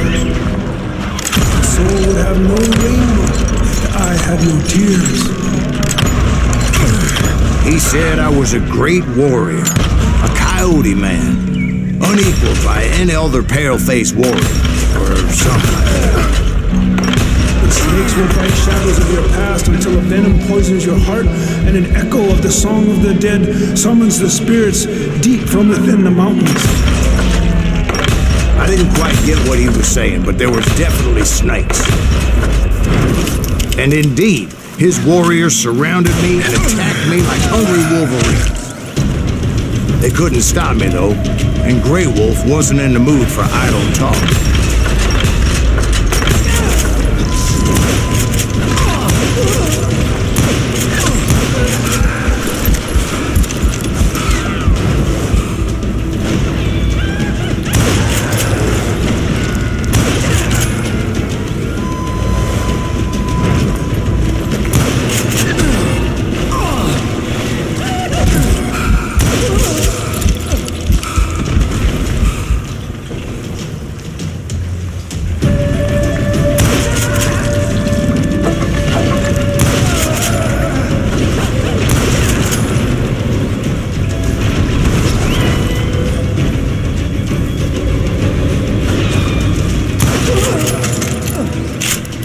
I swear I couldn't see any way out of this trap. But suddenly, one just appeared. Kind of like a miracle.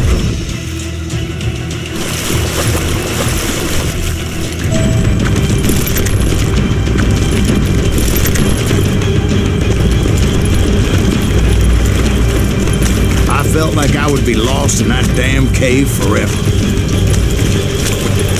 Finally, I found myself back outside, perched on the edge of a precipice overlooking a thundering whitewater river. To get where I was going required several leaps of faith, but no way in hell I was turning back. I chased after him, determined to make him explain the meaning of all that mumbo-jumbo. Mumbo-jumbo is right. Are you making this all up as you go?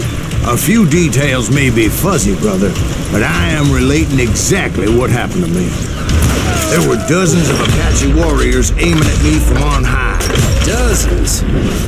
Well, maybe not dozens, but there was a lot of them. At least 3 or 4. Well, more than that, little lady.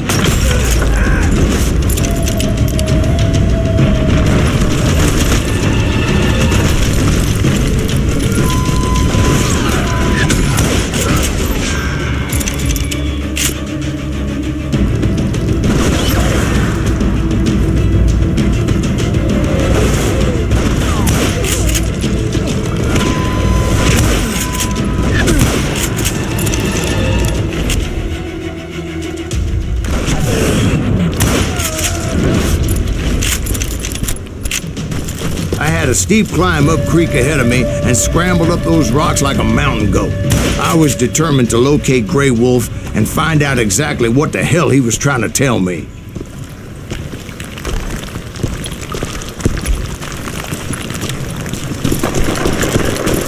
And wouldn't you know it, that crafty son of a bitch led me right into a trap. What kind of trick? Well, son, there had to be at least 100 Apaches surrounding me. 100? God be my witness.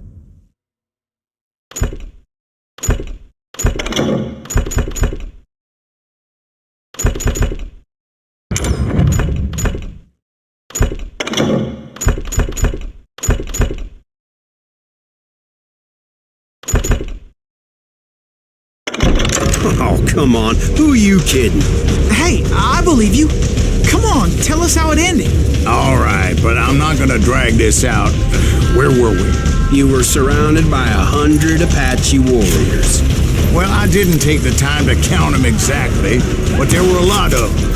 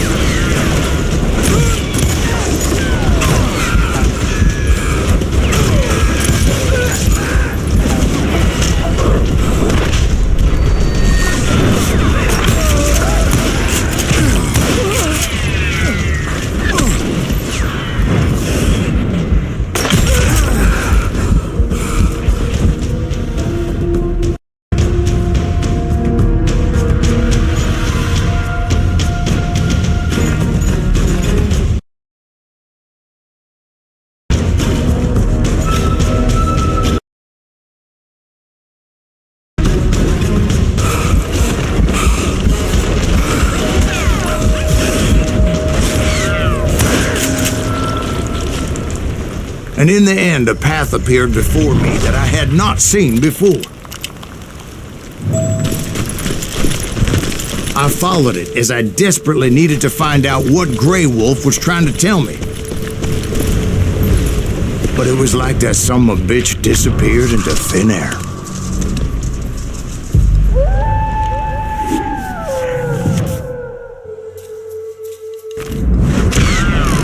Never did find him. And never did collect my goddamn bounty.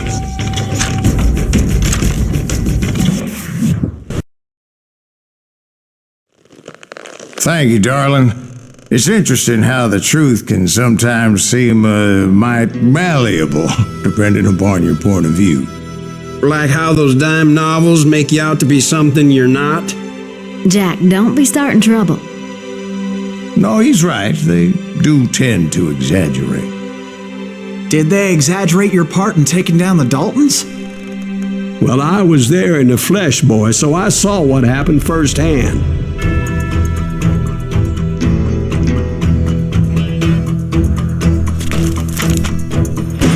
Those Daltons were lawmen once, before they all went bad, robbing banks and trains clear across the territory. Until Coffeeville, of course. I was one of the citizens who took up arms that day. Fighting on the side of right? I did my best, sir. We all did.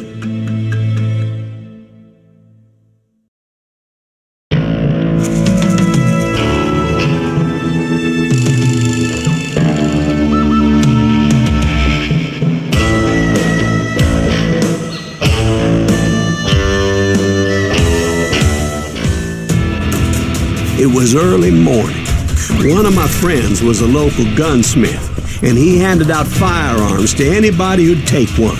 You see, the Daltons got it in their heads to rob 2 banks at the same time.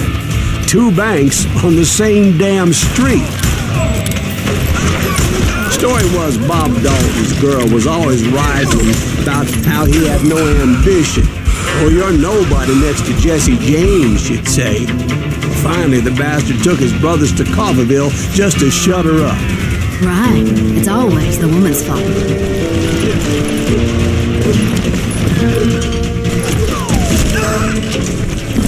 Well, the locals recognized the Daltons right off.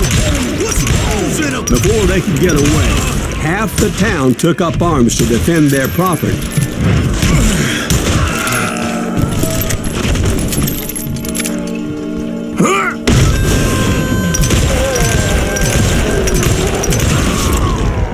The brothers paid dearly for their stupidity, but everybody knows they had it coming. There's more to it than that. I read all about that day, so I know for a fact that it went down very differently. First of all, it was high noon. A posse of U.S. deputy marshals were on the rooftop across the street. Get ready, boys. They're gonna make a move. The lawmen had been tracking the Daltons for months, and now they finally had them dead to rights. Among them was a bounty hunter feared by many a lawbreaker. The marshals tried to get the Daltons to surrender. They'll give up eventually. We just gotta wait till some bitches out. This bounty hunter knew that the brothers were far too proud to ever lay down their guns.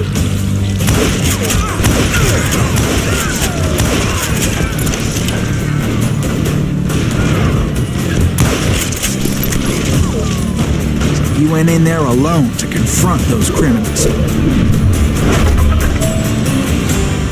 One of the marshals shouted, "Where are you going? Are you crazy?" Hey, what do you think you're going, dumbass? That rifle's mine. But he paid him no mind. He saw a way to get around to the back of the bank. Then he figured out how to hit the Daltons from a direction they weren't expecting. A moment later, he was climbing up a steep ladder, laughing at danger as he did.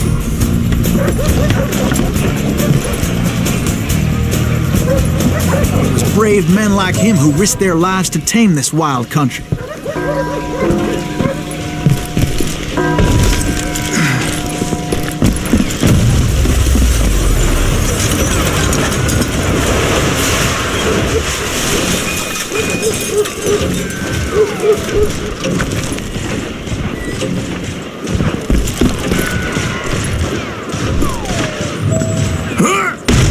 We've got company. Heroic men like him, who did what other men couldn't or wouldn't to make this country free. Is that Silas Greaves? Son of a bitch! Jim Booth, Davy Crockett, who died defending the Alamo. Yeah, you can't beat me.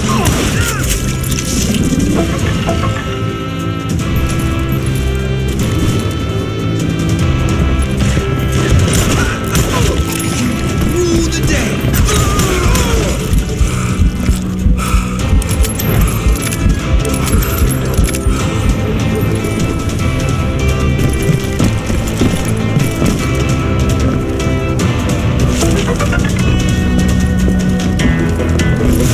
Over there!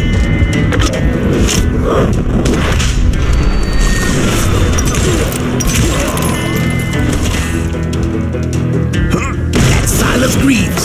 What the hell? Blam! Blam! He came away victorious, taking down those thieving Daltons.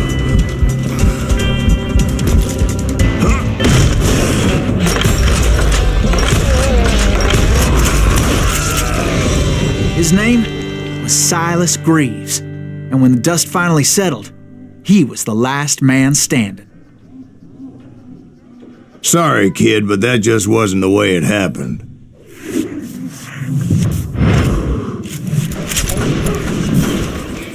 It was early evening, not high noon.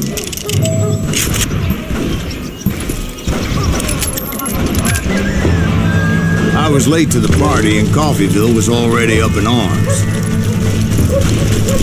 The Daltons blew up a safe and were all set to hightail it out of there. Those pathetic deputies surrounding the bank were dropping like flies.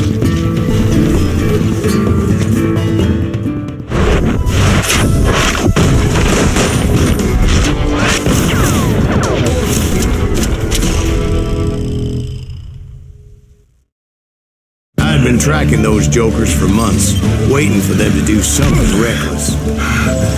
In for the kill. And finally, they did. Those stupid bastards decided to rob 2 banks at the same time in the same town where everybody knew them, but they still had friends in Coffeyville.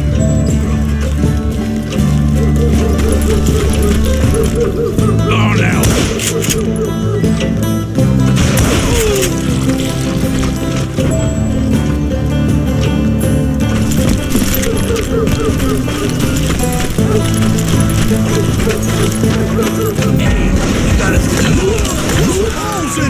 Those friends came after me like a pack of wild dogs, tooth and nail.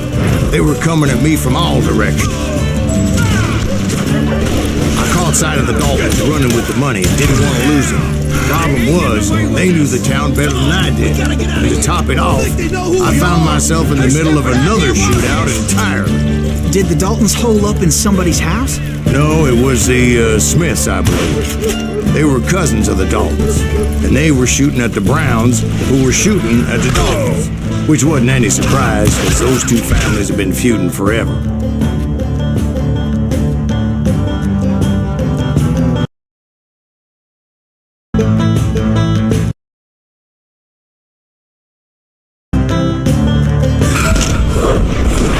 And since the Joneses were related to the Browns, they shot at the Smiths, pissing off the Heimhoffers, whose daughter recently married a Smith.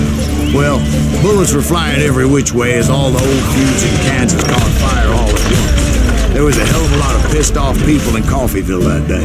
But that's just the way life is sometimes. Shit happens. Show yourself.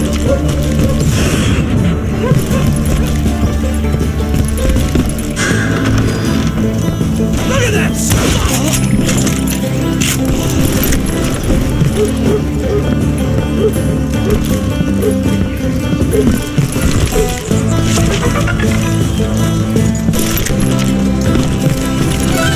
The Dalton boys knew I would never give up. Those Daltons weren't the sharpest knives in the drawer, but they always stood together. They set a trap to slow me down and allow at least 2 of them to escape. The 3rd brother stayed behind to plant me, just in case that trap of theirs didn't work.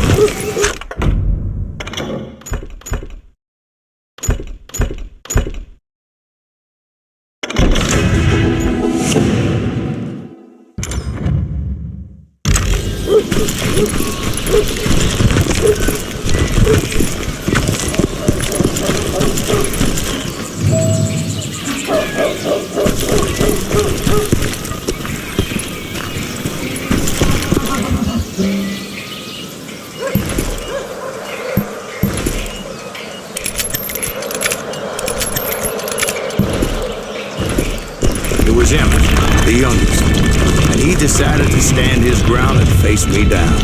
I ain't afraid of you, Silent Breeze. This is where it ends for you. He was determined to protect his brothers. And I understood how he felt. Taking me on all by his lonesome wasn't exactly a recipe for a long ride. Send you to the bone orchard.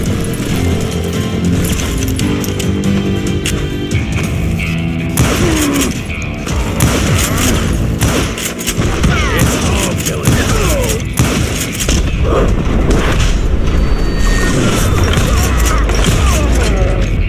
But Emmett Dalton survived the robbery in Coffeyville.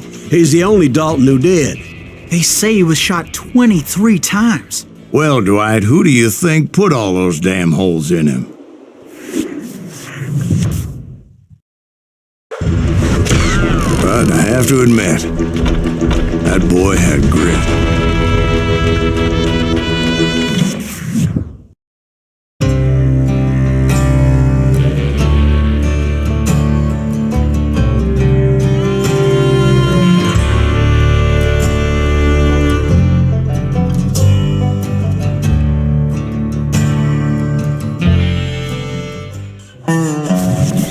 We'll get those suckers! It took me a couple of days to track the Daltons down.